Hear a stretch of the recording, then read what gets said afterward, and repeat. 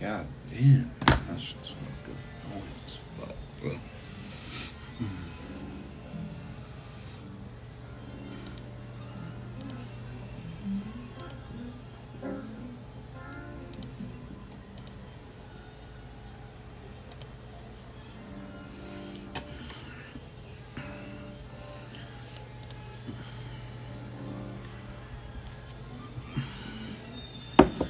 What up?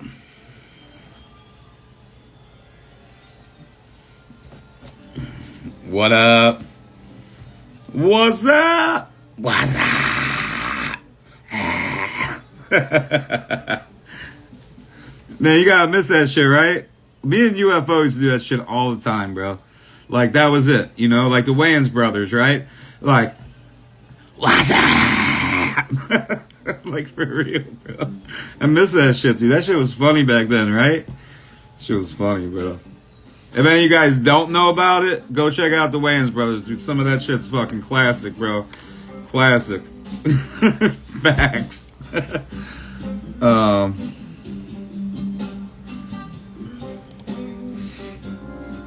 You as well, brother. You as well, man. I'm getting this wheel together. Yeah, I'm putting the wheel together right now so we can do a couple giveaways before we get started. So, oh, scary movie. Yeah, scary. That's it, scary movie. I think they did it in the Wayans brothers in the show too, a little bit, man. But definitely from yeah, definitely. This shit's fucking funny, man. All right, so she typed all your guys' names out already, and the Budweiser commercials too. Right, exactly. All right.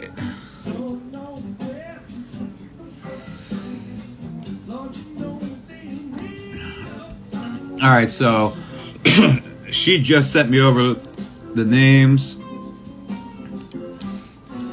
Yeah, is she in here?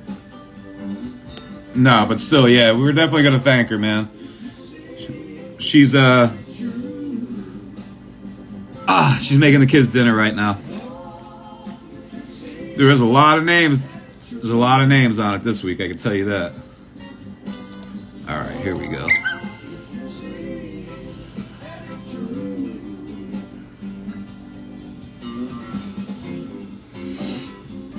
She's messaging me right now. She'll probably jump in.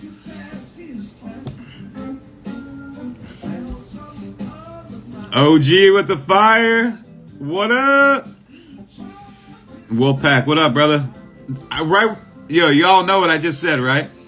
I said she's probably going to be coming in here in like a minute or two. There she is. Thank you, baby. Thank you. Y'all say thank you. Say thank you. So we got the whole list together. She just typed it out as usual. I see a bunch of you guys tagging her on it too. Yeah, I won't repost it to the main page unless she's tagged on it. That's the deal, man. If you tag her on it, I'll repost it to the main page. If not, I'm just gonna ignore it on the main page. Just so y'all are aware. Hell yeah, Pheno Hunting J, let's go. JGGJ. What up, what up, what up? Baby! Alright, so I will tell you guys this. I have not heard back from WALIPINI Seed yet. He was supposed to be on here 8 to 9 o'clock, and he has not responded yet. So, you know, we'll play it by ear. We'll see what happens. I know from... You know what? I hope fucking Brandon Rust... I really hope Brandon doesn't get the time switched like he did last time. They commented on the post? Alright. I'm just saying, I hope that Brandon Rust doesn't get the time switched again, man. But anyway, he's supposed to be here from 9 to 10 o'clock. 9 to 10 o'clock. Mad love back at you. What up? Oh, what up? What up? Ah, Mr. Green Thumb, what up, brother? Let's go. We got everybody in here tonight. Yeah, Cali Seed Bank will be from 10 to 11 o'clock, guys. He's in California, so 10 to 11 o'clock will be California Seed Bank. 9 to 10 o'clock will be Brandon Rust. And yeah, whoever commented like the Rust Brandon thing, if you're in here, guess what? His name is actually Brandon Rust. Yeah, his first name is Brandon. His last name is Rust. Yeah, surprise, surprise, right? Let's go. That's right. Let him know. So, all right, we're going to spin a couple of these wheels. We'll let some people get in here first. Yeah, y'all better show some love. Show some love to my girl. Yeah. I know she's got dinner time coming right now, but they were making fun of me. For what? What did I do?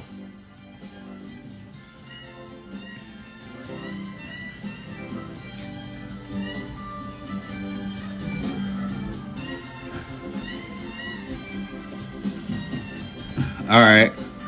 It's cool. Y'all can make fun of me as all you want. It's cool. I'm not sure who she's talking about, to be honest. I'm really not sure. It might be that dude that commented that. I'll beat a lot for you. I love you guys, man. Yo, my girl's got my back.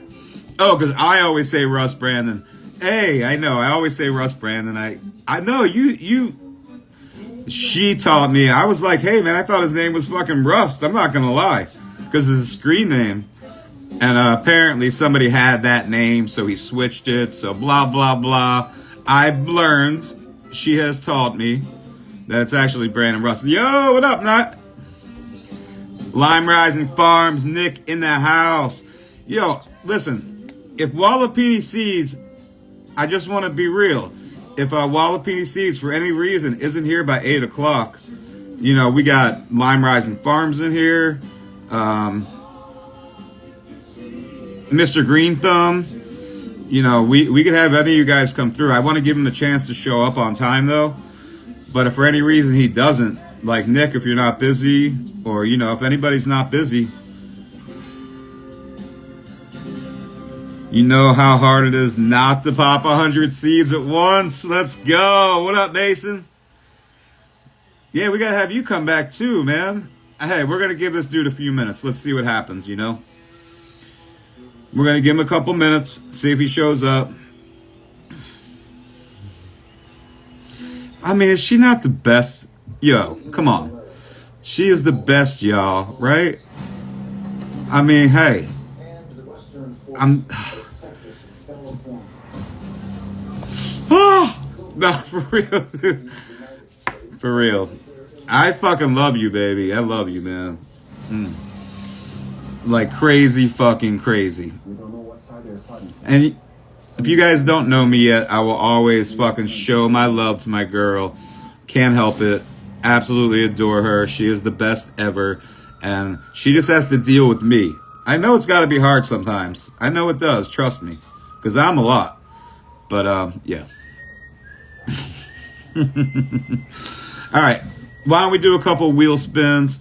We'll give out a couple things. We're going to give Walipini Seeds, you know, 10 minutes or so to show up. Hey, man, I want to spread the love. You know what I mean? I want to spread the love. Yo, the gas and eucalyptus is on point, bro. That's Began's Gorilla Butter, right?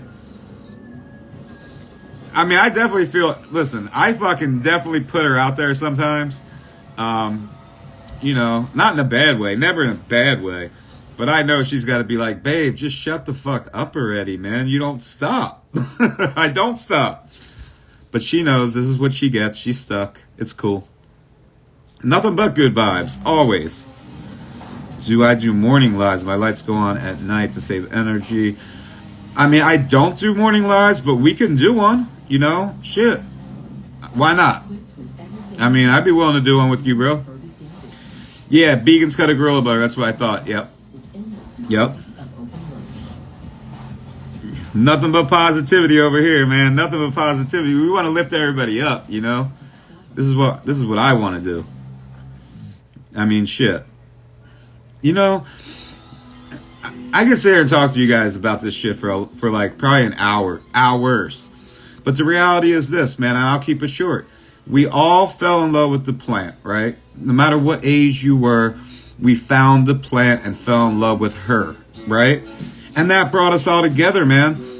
I don't know what's happened, like, in the community where we changed. Like, at what point did we change? Was it legalization?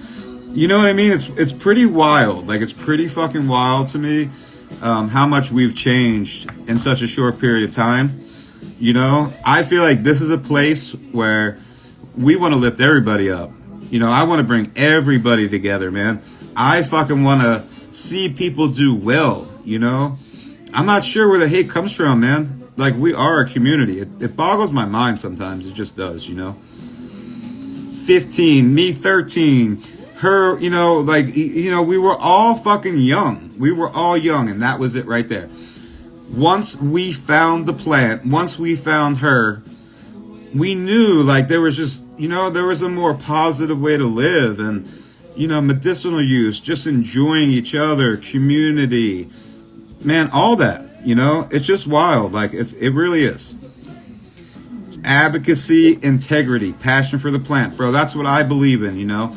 That's why these corporations, these big corporations, you know, the shit that we see, I don't know. It blows my mind. It really does, you know. Hurt people, bro. That's what's up, bro. Hurt people.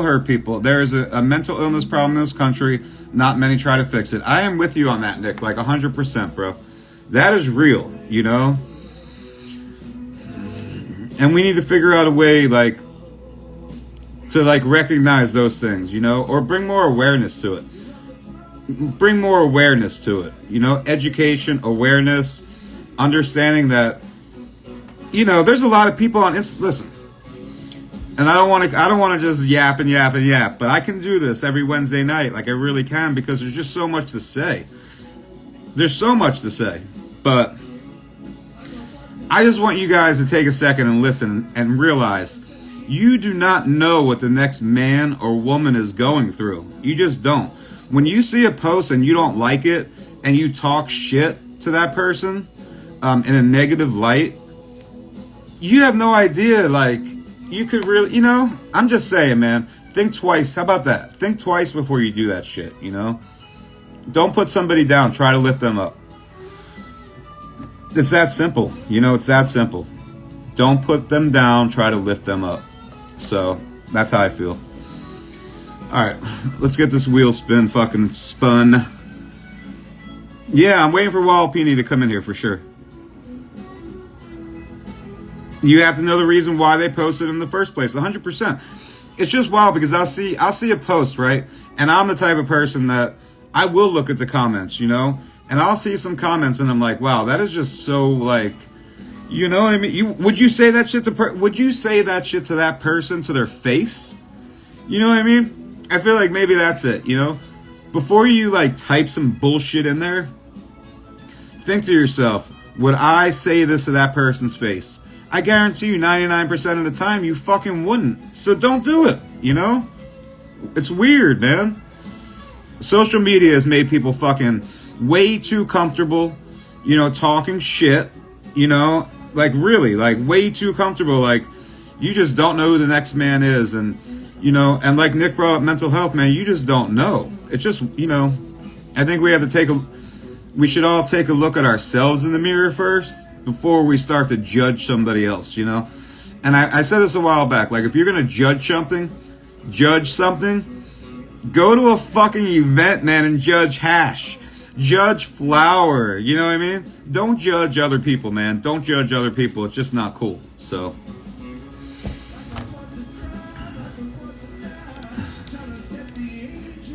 I appreciate all you guys, man. I really do, you know. And no one says this shit, man. You know, no one says it. Like, yeah, like we're gonna, you know, education, the plant. But I think it goes deeper than that, man. You know, it does go deeper than that. It just does. And I hate it when I see people like, you know, when you see someone struggling, I'm the type of dude that wants to help them. There's people out there that like feed off that shit. It's just weird to me. I can't understand it, you know.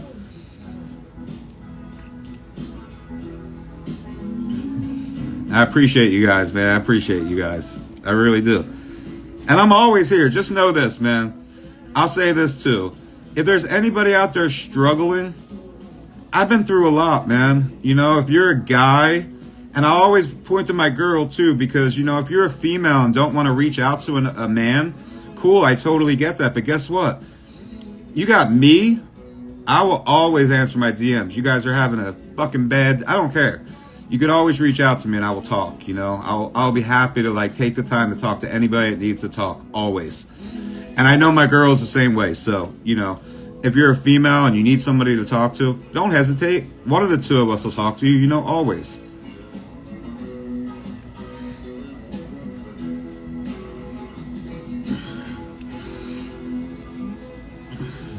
All right.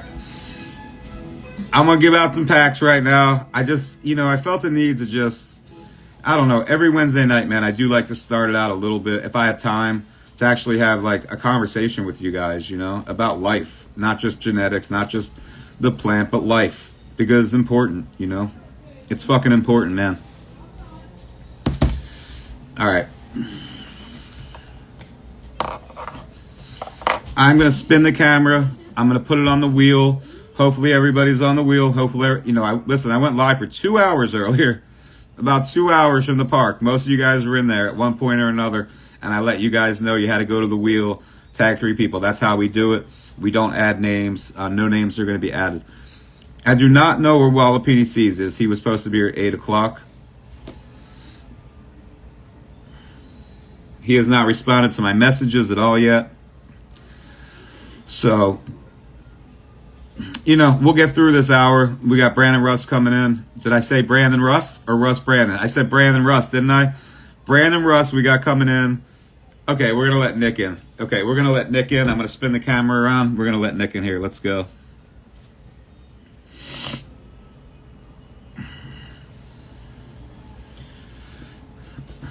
Is it letting you in?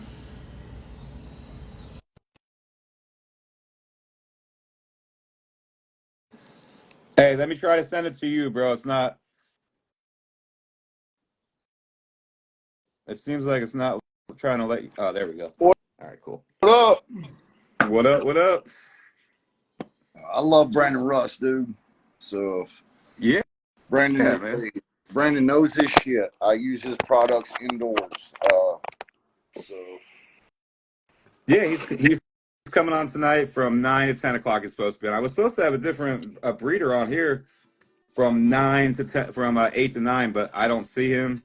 He has not responded to my messages yet, so I figured, you know, we might as well let some people come through and have a nice conversation, man. now You know, you were having a real nice conversation right there. I also do not know what's happened to society in the last few years. Like, if you don't like something that somebody posts, keep scrolling. That's simple. You have no idea what headspace that person's in that morning. You know, we've got to a point where I don't know, is it just because it's social media and it's just quick to judge people, and people are so hurt and so fucked up themselves, it makes them feel better for a moment. But therapy is real, and I'm in therapy 3 days a week, guys. My mental health got bad through all the medical stuff I go through all the surgeries. This lady gives me tools. We have direction. We have plans that we work on. I try I try to implement these tools. There's apps you can use that are free from Headspace. I never knew how to meditate. If you sit down and try to learn, I swear it'll make you shit better. It'll make your life better. I thought I was going to get a divorce a year ago. Now me and my wife are holding hands and watching movies and weird. I mean, like, life is great but you have to work at it. You know, you have to put the work in. You definitely have to put the work in, man. And you know, there is this whole social media thing is just, it's detrimental to a lot of people's mental health, man. Like in a big, real serious way, because like I said, you have these, you know, we'll just call them keyboard warriors that feel like they could just go talk shit and everybody's, you know, just talk shit. And bro, like, they just don't understand, like, that does affect people. I don't care. People can be like, nah, that shit. It affects people. It just does, it you know? does, and you don't want to see that. And some people deal with it negatively.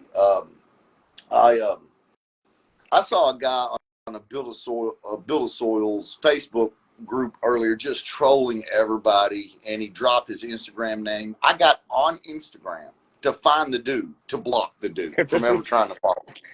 If I read a comment, like you make a post and I go through there and then somebody's just making stupid foul comments, I just block these people before, even if they're never following me, so that they can never try to follow me.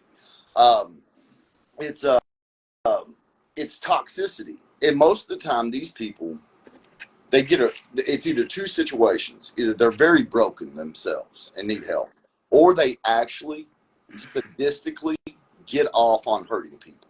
Mhm. Cheddar Bob, you know what post I'm talking about on Build a Soul. I saw you in there. But people sadistically get off on fucking with people on Instagram, just trolling and getting a rise out of people. And I've tried to be on a very positive kick lately on my Instagram, shouting out other dudes. How Instagram used to be 4 or 5 years ago, before it became a company. Once the marijuana market started getting fucked up in the last couple of years, dudes quit shouting people out because, man, everything's a competition. This I'm a trying to comp. be more positive and post people up like, hey, this dude's awesome. This dude's awesome. You all should follow this dude. This dude's awesome. I think that stuff is good for the community to know, what's good happening in the community. Everything's not negative and bad in the community. No, there's good points to the community 100%, and that's why I try to do this, because there is such a good community. It's like you got the ones, I like in this live, not tonight, but it's like there's always one, bro. And it's like I used to not block people, because I was just like whatever. Now I'm to the point now Block people. I I'm gonna block block people. you. I'm I not gonna blocked my think twice. mama on Facebook, man. And I mean, like, if you're gonna be negative and say smart ass shit, like, I will block you. My mom is blocked on Facebook. I'll talk to her in real life, but she blocked on Facebook. Like, I'm just not putting up with the negativity. Life is too fucking cruel to come onto a social media thing and be torn down by people. You know, um, even even something like, dude, I've been growing for 23 years indoors, maybe 24. I saw a guy make a post the other day, and people were just railroading his plants, how yellow they were. It was his first ever grow. His first ever grow. Give this dude some fucking tips, help him out. Like, and it's probably, it always is, they overwater on their first grow. They're so excited to be doing it, they overwater, claw the plants down, yellow them out. Man, somebody say something nice to this dude. Like, 100%. That's the like this, like, I'll build on that a little bit, because this, you got somebody like that, a new grower that has no clue, that is literally trying to do it and make it and, like, learn. And then you got people like these assholes, because it's what they are, cutting these people down. It's like, bro, like, that's just not okay. It's not. It's fucked up. Don't say anything at yeah, all. Either give them some good advice or scroll. say fucking nothing, I you know? see shit all the time. I just scroll. I just scroll. I may not agree with it, or I'll be like, Shannon, would you look at this weird shit? And then I just scroll. I don't got to get on there and tear them down. Maybe I'm just uneducated on the subject, So it's it's it really is just about people trying to be nice. And you, like you said before I got on here, would you say this to people in real life? And there is a fine line. I'm trying to be positive on Instagram. At the same point, when you see people spreading fraudulent stuff, you got to be like, whoa, not trying to attack anybody, but there's no Kentucky skunk in Kentucky. Keep posting about Kentucky skunk. Like, Yo, that was the best, bro. I'm just saying. I saw that try to post. say it nice. You're not even trying to. I'm trying to be like, hey man, you've been fraudulently fucking tooken here. I'm trying to say this in a nice way. I'm not calling you stupid. I'm not calling you idiot. But I've sent you private messages about this. You're still posting this stuff. Right. I'm I am Kentucky. Like I'm gonna know if Skunk is sitting in Kentucky. There's a difference between being rude to people and being like, hey man, like I don't think that's right. Like, hey, your plants are looking like a little yellow, buddy. I think you should check back the water. You could say it like that and be like, hey, you dumb son of a bitch, you're watering too fucking much, you idiot. You shouldn't even be growing. There's two different levels of criticism there. You can go the nice route and try to help somebody out. Like, you do not have Kentucky skunk. I'm just telling you right now. There's a green plant, Let's a go. nice green fucking leaves. Maybe gas, burnt rubber, but it ain't skunks. We found pina colada taste, and we found Skittles and lime cherry gelato, cookie doughs, everything. If skunk was still out there to be found, it would be on the table in front of all of us right now. We'd be smoking it. 100%, bro. 100%. 100%. I, You know? I get people that attack me over this. I go so far as to say, and I've got friends that I've got into it with this. Skunk never existed. Skunk was the smell that when you first started smoking weed and you put flame to cannabis and you walked out the room, you walked back in, it was more like Duke Diamond's, like burnt rubber, skunk, and gas and stuff like that. You walk back in the room, you had nothing to compare it to. There wasn't no gelatos and pina coladas and Skittles and apples back then. It was green weed and Mexican brick weed. You know, and you walk back in after you smoked that green weed and you're like, ooh, it smells like a skunk in here. And now everybody's mindset believes that as a child. You know, just like I believe Saturday morning cartoons come on, it's time to eat cereal and play G.I. Joes, because that's what you did as a kid, you It's know. memories. Yeah. Like, I mean, I used to walk in, like, you know, it's a good example. Like, for Them real. dogs was called skunk. Bro, I would walk into my grandmom's house in high school. And you know what she would say? She'd be like, you smell like a Yeah. skunk. That's what she would say to me, That's right. bro. That's My real. mom said the same thing, and I've been smoking Mexican brick, You know what no I mean? Kentucky skunk, Mexican brick, you know, Yeah, walking like, I smell like mean, yeah. skunk. And then you get to the whole, you know, you got these dudes from other countries, I'm not even gonna say their name, you know, trying to sell skunk, the boss pack, the this, the roller cake. Bro, you're a scammer, bro. You It's are building off what people, you know what people want, lying about it, and it's sort of just, that's the problem. You know, that's the problem right there. Like, that is part of it. It's just, you have to call people out like you just do, and I appreciate the way that you do it, and in a positive light too, because I did say it last time I saw, you know, Wednesday night when I seen you in the comments. I was saying this is what needs to be done more. More of us need to do that. Pick out somebody that you fucking respect and post them up, man.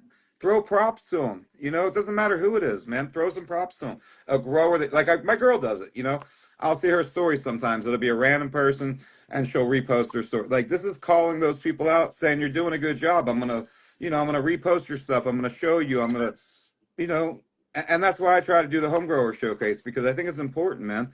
You know, even if you're like a new grower or a new breeder, this is why I do it, you know, to bring you guys on. And I have people say you shouldn't bring some people. No, I'm going to bring everybody on, man. I think everybody should have a chance, you know, to come through and be recognized, man. I think it's important, you know. I done this shit back when it was completely illegal in Kentucky, and I couldn't look at some of my friends, you know, and be like, "Yo, you should see this indoor run I'm doing." Yeah, I couldn't say nothing to nobody. Mhm. People be smoking the weed, and I'd just be sitting there smiling because I know it's mine.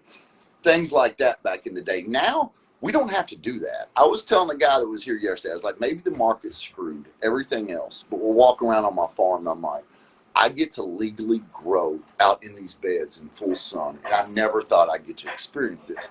And instead of tearing everybody down in this community, I'm trying to do collabs because this is cool now. We can talk about it. Like, hey, you're growing that, I'm growing this. Today I got Triangle Kush, East Coast Sour Diesel, um, a couple of other plants. What else is up there, Shannon, that all got sent today? All kinds of shit sent to me in the mail. Like, some dude just, boom, there you go. Like, how fucking awesome is this? When I got busted in 2003 growing indoors in Kentucky, I was growing shit from Mexican brick and Mark Emery seeds. And I'd order some seeds from Amsterdam. It'd take like 6 months, and maybe I got something back, maybe I Yeah, didn't. some loose I, seeds in a CD case or something, man. That's how it was. So, I know yeah. shit ain't worth nothing no more. So the dudes still doing it, show respect to them because they love this fucking shit, you know. Because most of us are fucking scraping by, like, but I still love it. I'm going full bore this year outdoors, man, and I'll smoke all this weed myself. I don't care. It still goes to go full sun. I get to see it like that. I get to love on it. I get to do experiments. People like Brandon Rust is a genius in the organics, you know. Different people that do stuff. Brandon is sending me some stuff to try out this year. I used his fuck, my brain went blank. Brandon Russ collab. I used some of his Micro Plus last year on my compost piles to get them started. You know, I also used it on my beds in May when it sucked for me in Michigan, where I've got snow in the beds. I'm looking at dudes in California and everything, and they're already planting, sunny, they got vegetables going. And so I use the microbes to like jumpstart my beds to get them all going. Yep. Using other people's stuff and shouting them out and promoting them, that's what we used to do. Now it seems like everybody's just like me. It's all me. I did all this. It's all Yeah, me. 100. Yeah, bro. That's why, again, that's why I love to do this. I do this because I want fucking everybody to come through and let's chat. Let's talk. Let's have 100 people in here and be able to have a conversation about what you're doing, what you got going on, bro. I'm fucking, let everybody know, man. There's a lot of positivity out here. It's not all. Man, there's more positivity than negativity. The negativity just seems to be louder. It's just like those negative people just have that loud. It's just crazy. It's just, And there's I don't know why. people growing fire now, man. Some of the best growers I follow have 500 likes, 600 likes. Tent growers, fucking killing it, doing shit like that, putting all this work into it. This keeps evolving. We call it a culture, and I don't believe in that. I believe the culture died with legalization, and that's not being a smartass, but we still have a community. We can still have a community. Culture is a little different because these dudes out there with 55,000, 75,000 likes that would have never grown this fucking plant when it wasn't legal. They wouldn't have touched a pound when it wasn't legal. No. That's not much culture to me. Yeah. There's but the community is still there, and there are people to instantly you can reach out to and share that, hey, we like this. Mm-hmm. I may not agree with you on political shit. I think Grateful Dead music is horrible. I got respect for them as people. I like following documentaries. I listen to rap and country, the weirdest fucking combination ever. Well, you may hate that shit, but we can still sit down, hang out, watch TV, smoke a fucking joint, and have dinner together and get along. 100%, bro. That's the plant brings us together. Yeah, when I was younger, way before legalization, it was the music. It was the Dead really brought us together. But then, it would bring us together fucking in other ways, like the plant would bring us together. But that has been lost a little bit. It's just, yeah, and I really believe you're right. Like community, there is still community. I think legalization did, the culture has been like lost because you have people like you said, people that never would have grown, never would have thought about it pre-legalization. And now we have so many people that do it. And I'm not talking about the younger generation. I'm talking about our age generation. The people, like I see I see Mason measure 22, 50 plants. Definitely not talking about you guys. You guys are doing it because you love the plant as well. I'm talking about the dudes that got into it that are our age, post legalization, that just want to make money off the plant and never would have touched it before. Those are the people I have a problem with. Right. Now, I don't want to gatekeep. Like if you're 22, you just got into this game. There was and you love it. Like you're about it. Oh, I'm all. Come on, 100%. Come on in.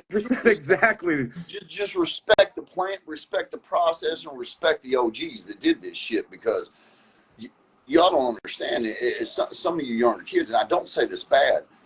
We could have got pulled over with 2 roaches and a pack of papers in a car 20 years ago, and man, we would have done 6 months. 6 fucking months over 2 roaches and a pack of papers. Yeah. Not just big time shit. It took all that to get us here, and yeah, people don't realize that shit, man. No. Like a seed, bro. I lived in Florida in the 90s, man.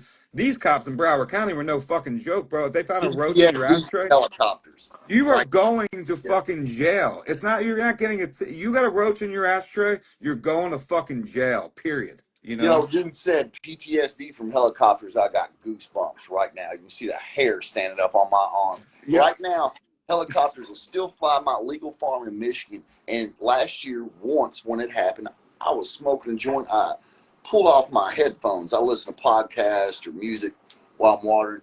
The helicopter was going around. For just a split second, I was like, "Oh shit!" And went you take that double breath because I've had helicopters land on property twice, in my lifetime. It is something I cannot describe. What happens next? I've had cops kick in my door, kill my dog. I was facing 45 years in the penitentiary for growing weed. At the time in 2003, I had 2 1,000 waters in the flyer room. 1,000 waters, man. I did a fucking year, got sentenced to 5 over that. It changes. Now, that's not saying, hey, because we did that you kids, if you don't go through those experiences, you can't be part of this. Absolutely not. I'm just saying that the older generation, it should be remembered, like what the plant fucking went through. Yeah, what we went through, Yes. what we went through. You know, we are the OGs at this point. Like, we just are. It's reality, man. We've been through it, you know. I fucking the same thing, dude. Like, you know, again, Broward County, dude, we had doors kicked. Like, you know, I was looking at 40 something years, bro, and I fucking got lucky on a technicality. I had to sit in jail for a while, but it ended up there was a technicality because they never got a search warrant. I'm not even going to get into it, but we were on the front page of the newspaper, you know, this whole thing, bro. And it was a whole year thing that went on, but eventually it did get dropped because they never got a search warrant. I'll just leave it at that. But the helicopters, and this, and that, you got, you know, a lot of you guys will never know, never realized like how fucking difficult it was to be a fucking stoner and grow weed, you know, 20, 15 years ago, man. So we paved the way. You know, I don't talk about it too much, but it's just the reality of it. We have. In And 2003, man, I got pulled over going into Indiana from Kentucky with 8 pounds of stuff. Fluffy pounds. Now, people short memories in this game. In 2003, you didn't see nothing but brick. So I get pulled over by these cops. They find 8 fluffy pounds in ball jars in my thing. They were actually like, we've found 30 pounds and high-fiving each other, you know, because they haven't seen fluffy weed. But instantly they were like, this is such a high quality. They just looked at my address, called the Kentucky State Police without a warrant, anything, went into my home, and this shit upstood, you know. right. So I get charged with felonies in Indiana and Kentucky the same fucking day. Like 8 pounds ain't shit no more. Like 8 pounds, I smoke a pound a month. Like 8 pounds is not shit anymore. It's amazing how quick it all changes. And you factor that in, you factor the mental health we were talking about earlier, and then you factor in the legality of weed, and then you factor in social media. And I'm not talking shit to a younger generation. I had a younger gentleman here from Terpene podcast yesterday that was down here for a hash competition. He's 27 years old, Kentucky boy. Right. Got his on strong. And I'm talking to him, and I'm like, he said to me, he was like, people will tell me that's the greatest hash I've ever smoked. That's amazing. What else you got? And I'm like, dude, I hear it all the time. Like, the attention span is so fucking short now when it comes to cannabis. Like, I've been smoking Bicket OG nonstop for 5 years. I've been smoking Gorilla Butter, my cut, and Gorilla Butter Pam nonstop for 5 years. Kim Dog, Sour Diesel, we going on 20 years together. Triangle Kush, 20 years together. OG, 20 years.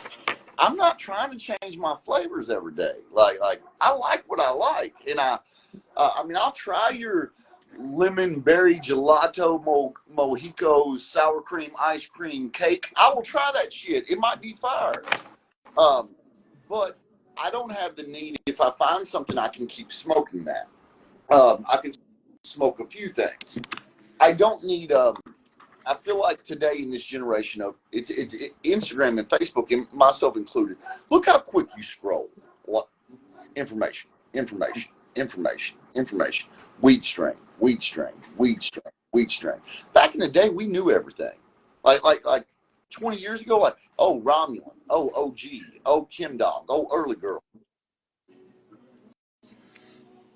Hey, I think you muted yourself. Oh, did There I? Am you I go. back? Yeah, we just knew the strains better. Now I'll be on live and I'll be like, hey guys, what are y'all smoking? And somebody will be like, blueberry kombucha. And I'm like, I'm Yeah, smoking. I yeah, I know, man. don't know what it is. I'm not talking shit about it. It's just there's so many selections. I have clones here right now. I don't know what they are.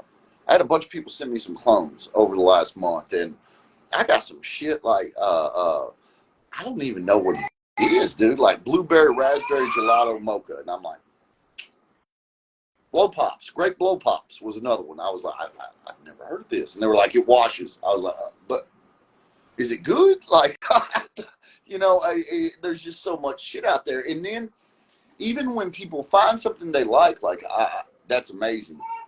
They want something different on the next rip. Because they're on a constant search for something. I don't feel like Yeah, that's how it is, man. I don't feel like we can be content as a people. And in mental health therapy right now, that's what I'm learning. Like being content in life. Like sit down, watch a movie, smoking a joint. That's enough. I don't leave the house. I don't go out. Being happy with little things. Uh, it I think the social media part of just so much information, seeing how so many different people do things and live, has fucked people's view set up. Um, and it's Yeah, sad. yeah, like totally, man. And like you said, you've gone to some, counseling and everything's good. You're holding hands with your wife again, man. I feel like that's like so important. You got a family. Like that's just there's nothing that comes before that. There's just not, man. Like to have, a significant other that you could actually have good conversations with and fucking be able to, after however many years, still hold hands and still fucking look at each other. That's it, man. Like What that's else? life. It's called learning that you're wrong. Like, Admitting that you're wrong. yeah, I like mean, that's my viewpoint might be wrong here. My viewpoint might be fucked up. Like when you're presented with facts that show you that you're wrong, actually going, I might be wrong on this shit.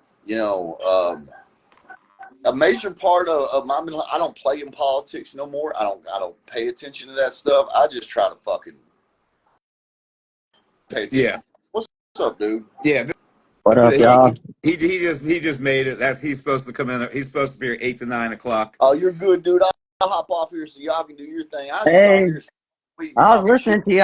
I've been here for like 10 minutes. I was listening to you go on about how there's so many different flavors and you just like what you like. And yeah, I've been here. I like to try out the flavors, and you can find new things. It's just I think people should maybe sit on a flavor a little bit longer. Like smoke that motherfucker another week. Like you might Work really. it. It should be work that line further. Don't just get it and ditch it.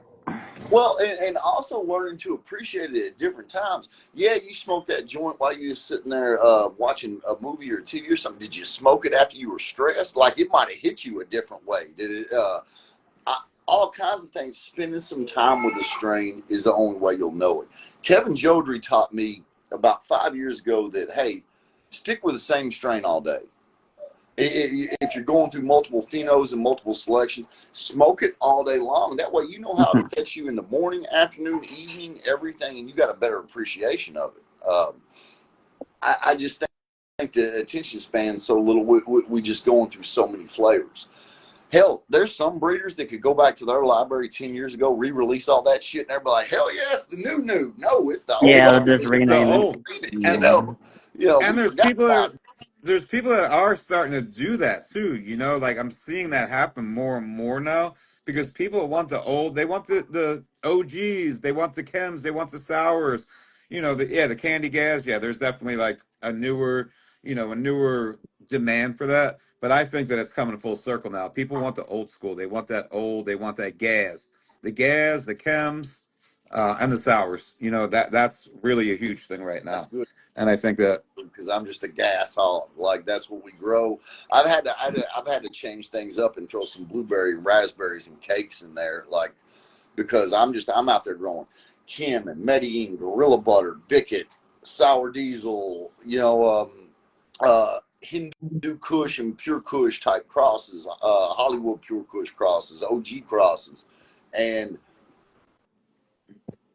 people like that sexy name behind it, and they're like, "Hey, what are you smoking on?" And I'm like, "Oh, this is dumpster, or whatever, like this cat piss, people want that sexy name behind it, and it is different. It's somewhat marketing, and I yeah, respect people that market correct. I don't hate on people. Like there are people that market amazing in this game, and I don't hate on it. I just don't know how to do it. Like I'm like, here's weed. It will get you fucking high. Here's weed. It smells fucking amazing. I always ask people like, "What's your terp profile?" And they'll be like, "Well, I like banana cat." Like, yeah, this ain't for you. Like I already Well, know. Like this smells like an We just ass. we just been Yeah. working terp by terp really slowly. Not releasing it till it's nice and stable, and we only have like a dozen strains out really in over Yeah. several What's years. your favorite album? Like, what's your turf profile? Was my favorite. Yeah. Lately, I've been liking the floral linalool with uh, with some hints of gas in there, of course. I like I want floral. Like from Royal I want Kush is very all floral. gas. All gas. All gas. All See, gas. No brakes, baby. I like things like that. Eucalyptus and gas. I No, sent you I do. I'm just a link playing. Dirty there. Yeah. socks, yeah. We Listen. got we got a dirty socks one. It's called Cork Tank. Someone have said it smells like a towel left in the basement for a week, or Now, see that I try to describe that as like mold sometimes when you yeah. said a towel. Actually, when I But like first harvested it, I thought mold. something was wrong. I thought I had fucked up the harvest. I had mold. I thought something was wrong. I was tearing the buds apart looking for mold and shit. No, I didn't find that. It was just its turp. that's kind of like hops in beer or fermentation when they're cooking off bourbon in the distilleries. It's like this moldy, sweet, sickly Yeah, fucking. it's moldy and sickly, but it I has a love this really bourbon sweet taste. rock. Yeah, man, I enjoy that actually. Yeah, I like you would like our cork tank. Yeah. I'd love to send you some and try it out. yeah, man. We held on to seeds for like 15 years or longer from Indiana. That's how we started. Oh shit. Indiana, Yeah, baby. yep. All the bags go through Indiana. That's the crossroads. You got Hell to. Yeah. yeah. So, Indiana, yeah. I mean, I don't care if you were growing on the West Coast, East Coast, South Coast. No, I don't care where you were. I probably touched it, No, and so did my hey, partner. are you from Indiana? Hell Yeah, yeah, dude. Man, I'm a Kentucky boy. I did all business in Indianapolis back in the day, like when I got busted in 03, 2003. Um, and then now in Michigan. So it was like Kentucky, Ohio, Indiana, Michigan. That's all hometown. Like it's a different atmosphere here as opposed to when I go out to Cali or New York. yeah. It's a It just different kind of vibe to it for they don't sure. realize how much traffic that central area like this dealt with, especially over the last 20 years. So Yeah, and I always say, you got to really have a passion for the plant or whatever you're doing to, especially back then, 20, 15 years ago.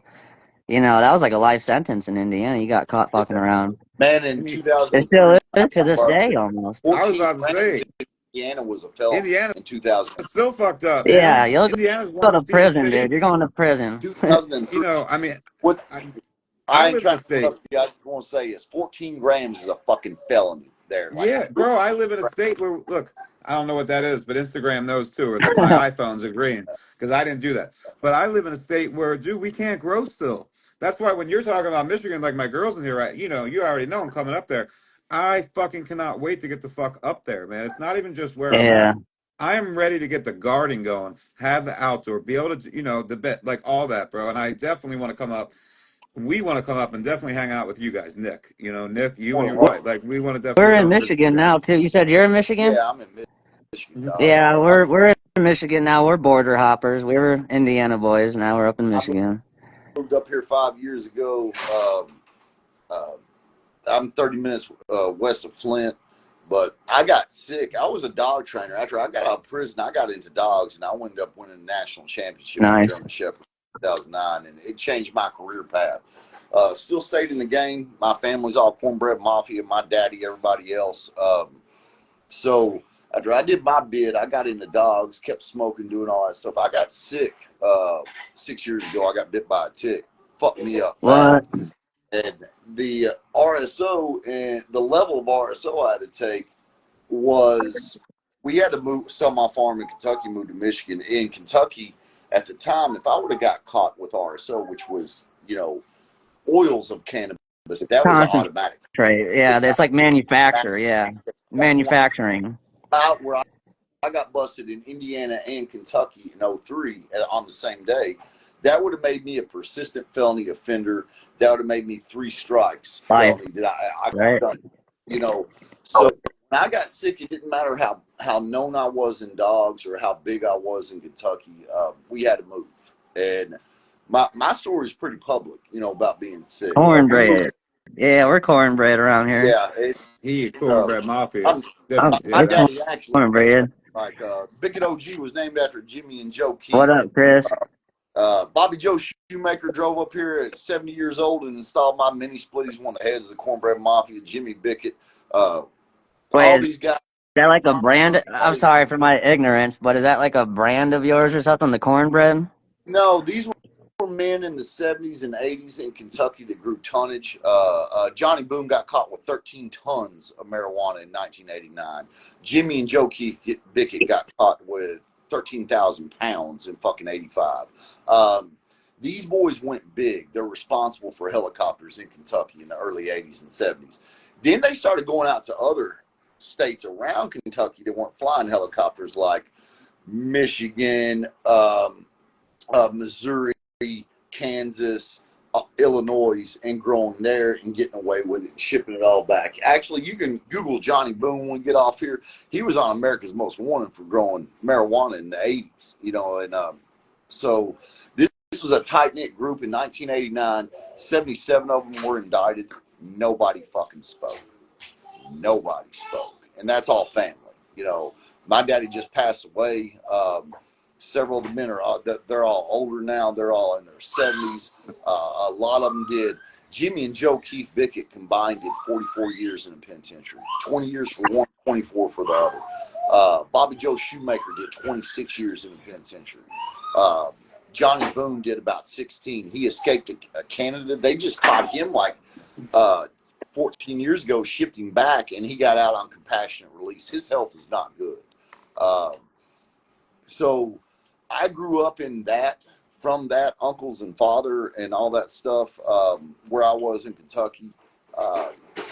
And they killed the country. They I, shut it down. They, well, I still got that prohibition mindset stuck in me. yeah. So do I, bro. I'm still where It's I can't grow. I can't grow where I'm at. Yeah, so I know. Not I legally. hear for you. Dark Star, when you move to Michigan, That's why I it'll got this be weird damn for you shit when on. you can go like plant a plant outside. You'll actually plant it someday. A helicopter or plant a flower, and you'll have a moment where you're like, "Oh fuck," you know. Definitely. Or, but it's It's so hard. Like I was in Michigan at Breeders' Ball, man. It felt weird for me to be able to sit there and smoke inside of a build. It's not like that here, you know. Like nowhere. It's not like that at Mhm. all, bro. Not Florida. Like the places I'm from. Never have I ever been able to just sit inside, you know, and not have to worry about it. And I still get like a little bit like paranoid a little bit. You know, I can't help it, man. It's just what I'm used to. So it's wild. when is there some dude in the comments like John Boone? I don't know how to describe that. Like to explain like these dudes grew up next door. Like my daddy, the Bickett's, Bobby Joe, Joe Keith. Central Kentucky is very small. My farm was 3.5 miles from Four Roses, Bourbon. It was the Bickett's. You can actually see the Maker's Mark Tower, water tower from the Bickett's farm, and they got about 130, 200 acres. You know, right around where they're at. You can actually see the Maker's Mark Tower. All this is a very condensed little area. And these towns, unlike Michigan, like it's 12, 15,000 people. It's Raywick is 870 people. Salbisa is 1,300 people where I'm from. The strain Salbisa that I released. So in the 80s and 70s, you got to imagine these were all tobacco farmers and country boys. All came back to Bobby Joe Shoemaker came back from Nam. They started growing seeds in the 70s. They start making all this money from it. Now all of a sudden you got country boys driving Corvettes. They ain't never fucking seen this level of money back where we're from. If you've not, you can go on Joe Keith Bickett's site. Hell, there's some of them that's audio books. Where's all these Cornbread Mafia books, Shannon? Where? Oh, yeah. Here's the green one, Cornbread Mafia. This is about all of them going to prison. So this is who I named the Bickett OG after. Here's stories about them growing. There's a whole Shakertown story in here about my daddy. And they've done 20 years in the penitentiary. They can write about this shit now. Yeah. You all should get on there. Joe Keith Bickett is on Instagram. You all should get on there and say what's up to some of these old timers because they would love that. Like these dudes did all this prison time for what they see guys on Instagram doing as illegal grows now, and they're just mind blown. They're all in their 70s. They Yeah, I hear you. and they love this shit. Like they Well, look that was at kind it. of They're my not original bitter. They look point. at it and they're like, "Good, hell yeah, guys!" Like hell yeah, and that's what's awesome about these gentlemen. You know, they're not like, "Well, we paid all this for you guys." No, and most of the Humboldt crew, you know, and all that aren't like that. They're proud to see this shit get there. That's what we wanted. We wanted it to go sun grown and indoor to where people can fucking rock this shit out. So, Hell yeah. All right, brother. Yeah, I'm third generation. My uncles and all of them, they've been doing it their whole life. My whole family, pretty much. Yeah, Pretty much. I wanna get into it with him a little bit about his seeds and yeah, I know we went a little bit longer than we wanted to. my bad. Or Dude, I'll hop off here and let y'all kick it no, up, you're man. good, I bro. was just on You're good. my rant. No, So I appreciate you jumping I'm on, gonna get dude. Always a good conversation. off here and let Well, you guys talk, and I'm gonna watch this shit. And I'll holler at you guys soon, man. all right, we'll make it where we have another hour coming up soon, you and me, Nick. We'll Oh do a yeah, whole hour, like maybe later, next bro. week or the following week. Thanks, brother. All right, so What's up, bro? why don't you introduce yourself for anybody that doesn't know who you are that's in here right now? Introduce yourself. Talk a little bit about how long you've been breeding, um, recent drops, upcoming drops. We'll do all that, and we'll let them ask questions because I know. Yeah, I wanted to start at 8 o'clock, so he actually jumped in just to fill some time. But good conversation, man. I love Nick, and yeah. Hell So let's get yeah. into it. All right. So it ain't just me. I got my partner. He ain't here right now today, though. Um, we we started this many long time ago. I got pictures from 2005, even. Like I said, Indiana. Um, since I was like 13 years old at least. And like I said, Indiana, we saw all kinds of bags come through, and we would hold on to fire seeds that we found all the time. But we were never really brave enough to grow much in Indiana. So I don't blame you. a lot of the seeds got vaulted, and then we got put up in Michigan, and we hit the ground running, and we were just How long growing. have you been in Michigan? How long have you been up there now? Uh, Coming on 5 years. Okay. So Okay. and then uh, Hey, let me say one thing real quick. Hey, babe, will you type out, hit the question box for all questions type of deal? I see that you're in here. So if you could type that out for me so I can pin it at the bottom. Love you, babe. Thank you. Hopefully she hears me. But yeah, I want them to be able to ask questions through the question box because I know there's going to be questions that are going to come up. no And doubt. I'm thinking we can go at least a half hour. I'm going to tell Russ Brandon when he or Brandon Russ when he comes in, give us like 15 minutes. So because I want to be able to, I want you to get your time, and I know that you got I'm a quick talker. Uh, you can okay, good. Let's go. I can get my point across quick. Well, anyways, point is, Walipini Seeds was never a plan. I had no intention of starting a seed company. I didn't. This was not a thing. We were just growing personal flower for ourselves and for our flower market at the time until the flower market died recently, as everyone knows. Uh, Not too terribly in Indiana yet, but that'll change. They'll be the last to go legal, I bet. Um, You but got yeah, so Alabama too. I think Alabama's in that same category. I believe. Pretty sure.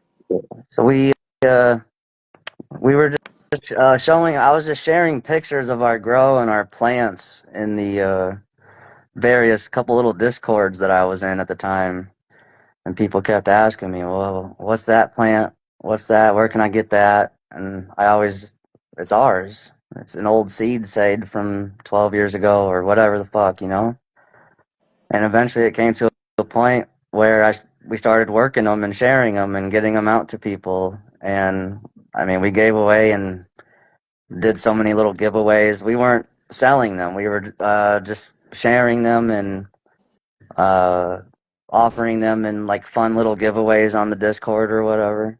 And then eventually it just got to a point where so many people were asking or requesting or whatever that it was taking up too much of our time that we had to start asking for some money. And so WALIPINI Seeds became a thing. I created the website and our Discord. Our Discord is full of all kinds of different people's grows of our strains. Uh, every strain that we have has its own grow log area, and you can see everyone else's results, whether it's prom night or purple lemon cake, cork dank, whatever, the paramount. There's a log for it with a bunch of people's grows from seed to finish, so you can see the stability or whatever the fuck, we thought that was important to have like public data like that, because anyone can say, "Oh, I got the fire, I got that shit that you need or want," but proof's in the pudding, really. That's exactly right, man. And so there was no better proof in pudding than a public accessible log, organized by strain, and it's organized. It's not a clusterfuck trying to find the information you want. So, I went to college for computers, so so I this is was all able on to use a your lot of that. Discord. This is all on your Discord, and where can they Yep. follow your Discord? You have a link Yeah. in You your just bio type. that they can follow. Yep, in the bio, or even if you just type in WALIPINI, it'll take you into our Discord. All right, It cool. doesn't like how the invites will have like a bunch of numbers and letters at the end as the invite code. Well, we got just the WALIPINI will let you in. Okay. So just All right. just type in, like, when you hit I want to join a server, it'll pop up and say what's your invite code. Just type WALIPINI and it'll let you in. All right. I think Um, I'm not on there too much, but I'll have to go in there and check it out for sure. yeah, we were. I was actually one of the first breeders to make a Discord. We made that shit like 4 or 5 years ago or so. No, nobody was really on Discord yet. Yeah, we're Um, on Discord as well. Hey, are you breeding? I seen somebody say autos as well. Is that something that you're working with? yeah, we have autos out. Yep.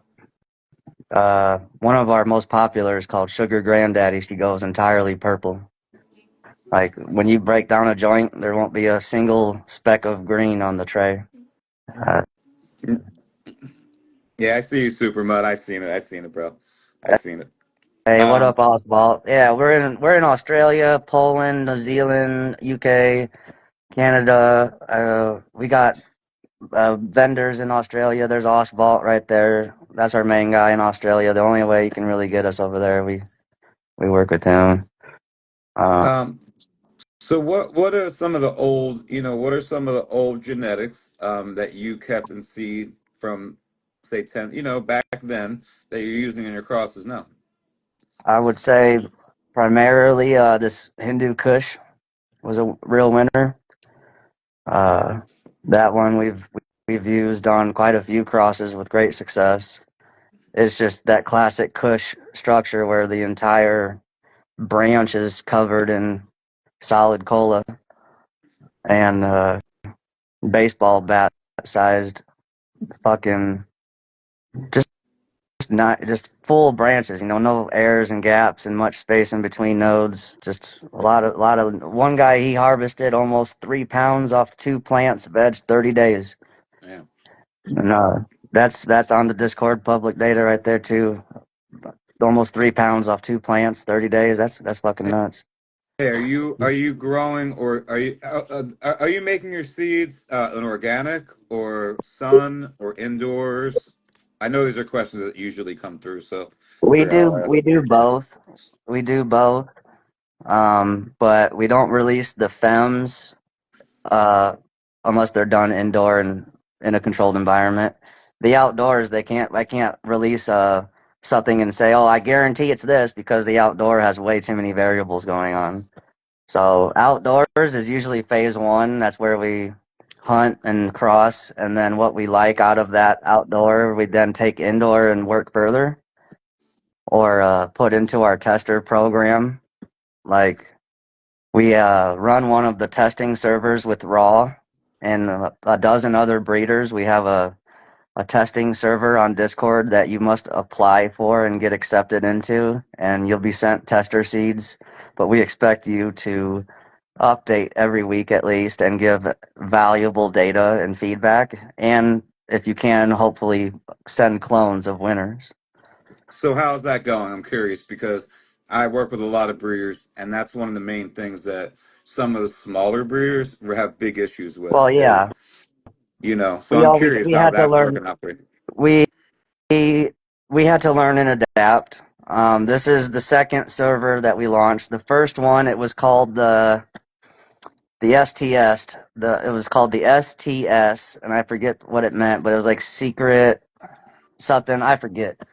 Um, Wait, I want to pause for 1 second. You want to test the server? Um, yeah, what do you mean?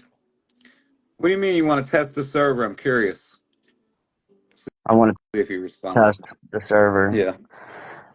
Uh, yeah. Um, Anyways, so the way it works is we dealt with that already. exactly. We had a bunch of people sign up and took testers and then didn't do shit. All right, that's a common story. Mhm. Well, that's why we started. You got to apply. There's questions that you get asked. You got to submit photos. It takes a minute to apply, and then we don't let everyone in. We know how to filter out the bullshit now. And not only that, but there ain't no free testers because these aren't no bullshit testers. You're gonna pay $20 at least for these. Okay. And if you can't pay $20 for a jar full of fucking fire, then you got an issue and you're probably a scammer. I mean, So yeah, I was curious, like that's why I asked because, hey, man, everybody does it differently. And if you have, I was just more curious than anything because that's a big deal. Like, I have so many people that are like, man, my testers fucking don't do shit, or they send seeds out, they don't get cut. So I was just curious, yeah, how no, that's working out we for you. went through that. That information can also be found, somewhere on our website. If you look up Secret Select, Raw Genetics, he helps run it. There's information on his pages. There's also Bulletproof. Let me pull up the list right here that's on there. Yeah, bulletproof. I will pause They you. got you Mammy on there too. We just I got you will just, Mammy. I'll have to pause you because you brought him up. I just have to say, bulletproof. Rest in peace, brother, because he passed away a little while ago. Yeah, he was So on there though. He was on there, and then Babylon, Apical, Dragon Flame, Loose Cannon, Sanjuine Seed, Suji Seed, Xenogrow, Raw. There's a bunch of breeders on here, and we're willing to take on more breeders into the server. Well, we've always let people in if they're serious, and then of course the testers, they gotta apply and they get let. Yeah, rest in peace, R.I.P. He was in this testing server with us, and I never got to do what I wanted to do with him. yeah, sad man, really sucks. Um, anyways, yeah. So this testing server is the second phase of it. We failed in the first one. We lost a bunch of testers. They bailed on us. We saw no real results. But now we're actually getting real results. We're getting clones of winners sent back to us.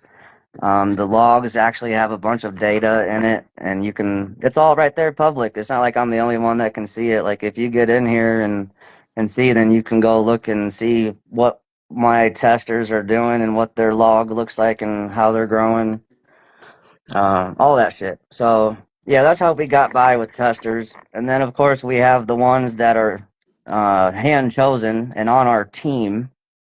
You know, those are just the secret select testers. I still, of course, What up, is Babylon Burning? I see you, bro. I just MFG wanted to give you still a shout around? out. Yeah, MFG still around. He's actually just recently uh, joined us. I would, If you're talking about I Martin would, Biogenetics, I would definitely rethink that.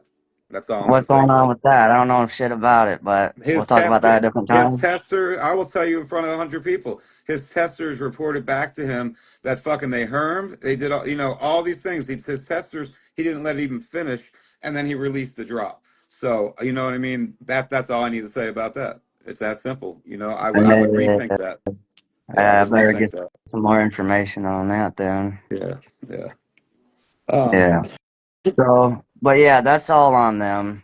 I mean, I can only do what I'm doing and what yeah. my I'm part. just Well, I mean, like I said.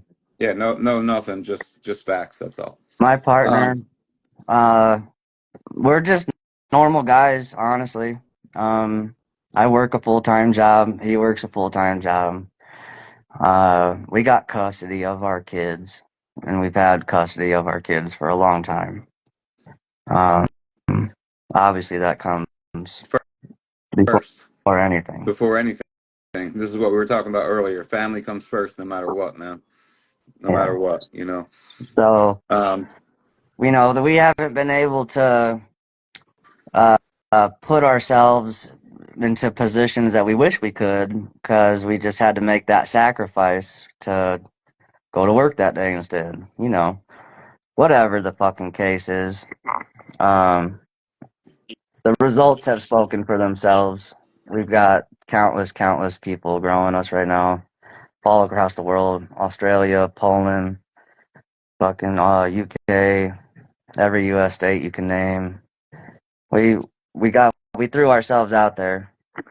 That's for sure. Here, I want to get to some of these questions here. So, Yeah. the first one is, what's your go-to Wally strain you use for daily smoke? And that's from the West Indian Crockpot. I I love purple lemon cake. So does my partner. It has a shit ton of energy giving. I don't want to put it terps to it. Like you can chain smoke this all day. You're not coming down. You're not drowsing. It's just a delicious, nice little strain. Like a lot of people, they smoke it and they say, "Oh, I do my chores. I go to the gym. Uh, it's my go-to before I do shit strain.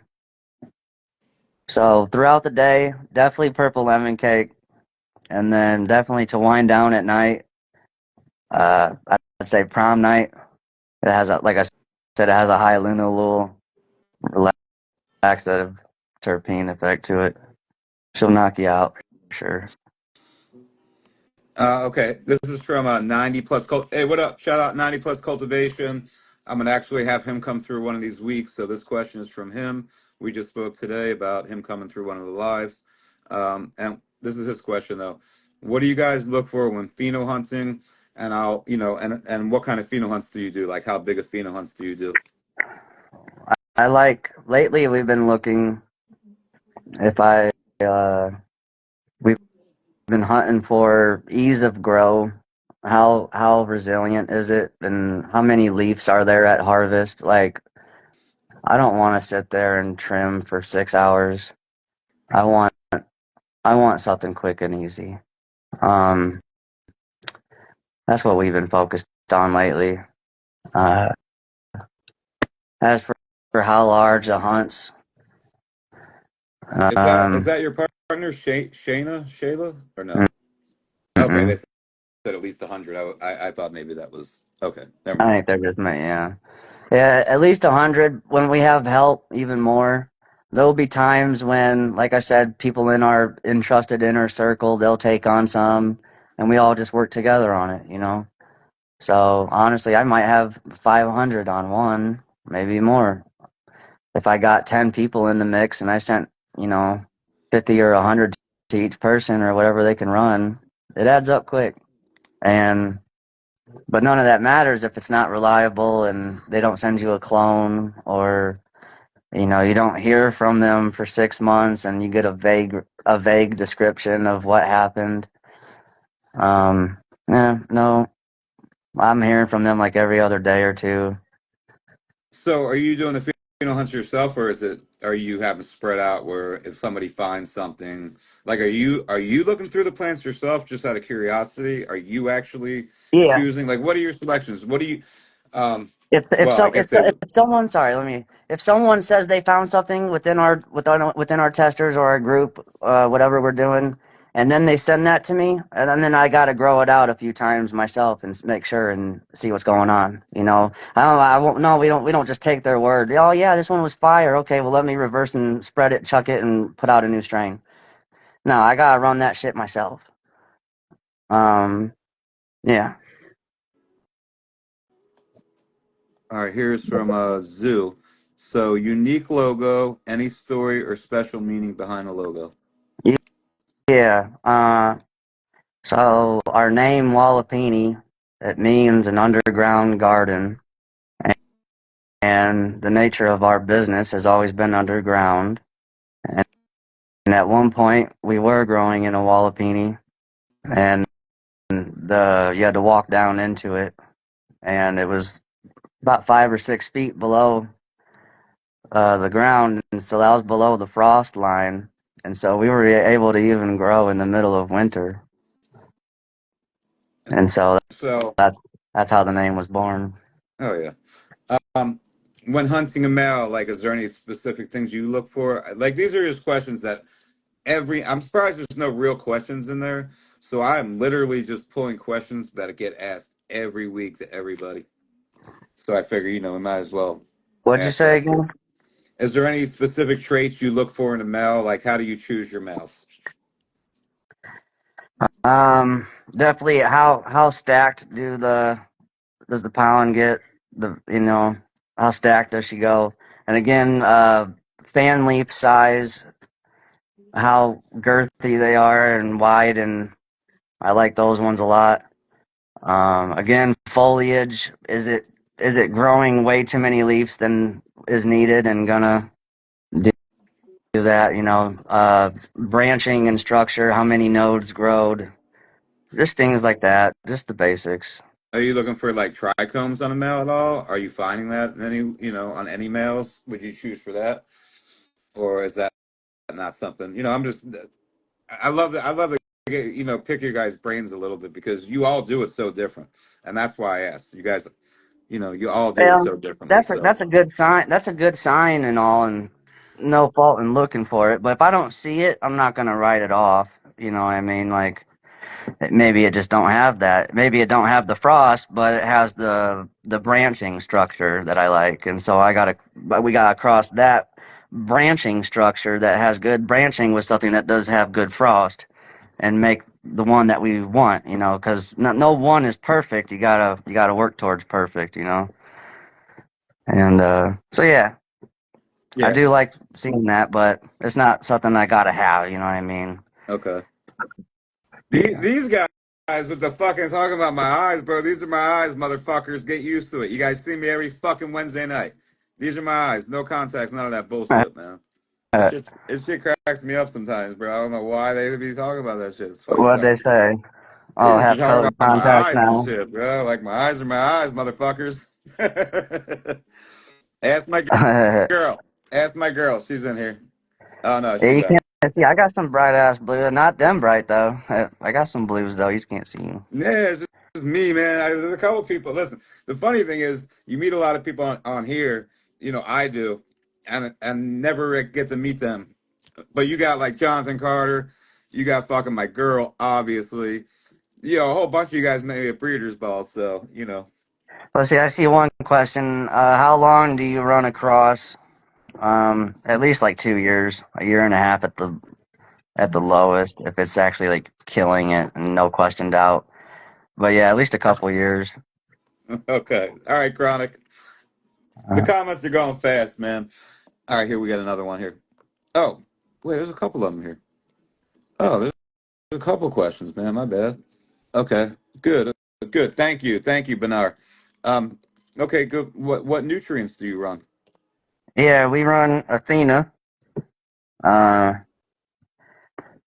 Athena blended line.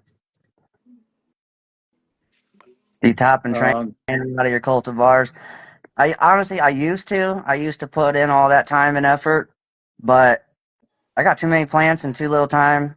I'm not sitting there babying them much anymore. That's another thing I want to say that we've been looking for and breeding for is something that will do great on its own. Won't need much attention. Um, yeah, all but right, yeah, we run well, Athena. You can get a discount code for them. You gotta join our Discord to get it though. I'm not allowed to say it anywhere else. not allowed to say what. our, Sorry. our discount code for Athena Same We here. I got. don't give it. I could care No. less, man. Oh, they Oh, will. they will. Yeah. Shit, no one gonna tell them there's only 100 people in here, bro. Don't be scared. Get Yeah. that shit out. You gotta join the Discord to get it. Oh, okay, okay. I got you. Got you. Um, you can see the question, right? Hey, but it's 30% off. It ain't no little baby discount. You'll get 30% off your Athena. Do you top and train a lot of your cultivars? Yeah, I just answered that a second ago. I said no, Oh, not a lot my bad. anymore. My bad. Um, I was. it's Yeah. good, bro. I had said no though, not much anymore. Very rarely. Um, I don't feel the need to. You know, they get tall, they get lanky, they get an even canopy, and they yield good. I don't need to do much to them. The genetics are just getting better and better. You know, you do any more to them and topping them and training them and putting them in a scrog, and now you're talking some serious waiting time. Well, I think that And as a you're breeder, I breeding. don't need to do all that. As a breeder, that's another thing. I want to see how it naturally grows. I want to see what it does. I don't want to top it, train it, fuck with it, none. I just Well, let it go. you're not growing for yields. I mean, you're growing because you're either hunting or Yeah. or you're making seeds, correct? Or are you growing for yields, or are you doing both? No, right now it's all seeds. And that sucks ass because I haven't been able to smoke my own damn shit. um, but right now we're focused on seeds because we're just so busy.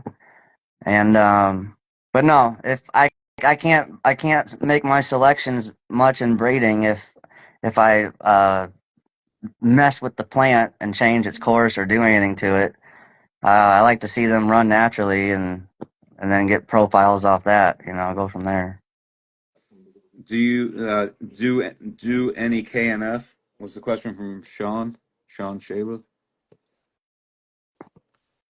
I don't know what that acronym stands for. Okay? Are you messing with any runts or blueberry strains? Not yet. I do got someone named Old Soul Cultivators. He says he's got a really great runts that he's going to be sending my way soon. Shout out Old Soul. But yeah, we'll be getting that soon. And then one of our main testers, he got his hands on a DJ Short Blueberry, so we'll get that sent our way soon. Like I said earlier, we work terp by terp, right? We just focus one strain, one particular set of plants at a time. Work it, get that terp and get that stability on that line right, and then we release. So Sorry, just I'm talking to fucking somebody that's supposed to come on. He was supposed to be on at 9. I working knew he fucked up on the terp time, by man. I terp. knew it, dude. I'm glad I sent him a message though. I told him 10 minutes, so we'll finish up All right, and then we'll let him. no worries, bro. Whatever's clever, just let me know. Yeah, no, we got 10 minutes. He says he can hop on now, but we could have you both in here at the same time for a couple minutes. But we'll finish your questions. So hold on. Yeah. What breeder do you run? What breeder do you breed from? Uh, we've done crosses with Raw, Sanjuine, soon Old Soul Cultivator. We worked with Green Hand Seeds at one point. Uh, um, who else? Yeah, I don't know.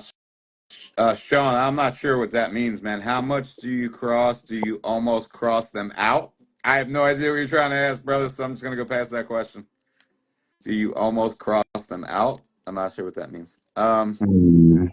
All right, Maybe Sean. So asking thanks. how much I join. Okay, what's some of the standard stress testing you do when selecting for new releases? Hey, Brandon, what's up, brother? So, I was gonna. That's why I said 10 minutes. I was gonna try to finish this questions with him, but you could jump in now if you want. I'll have both of you guys in here for the last couple minutes and the last couple questions. so yeah.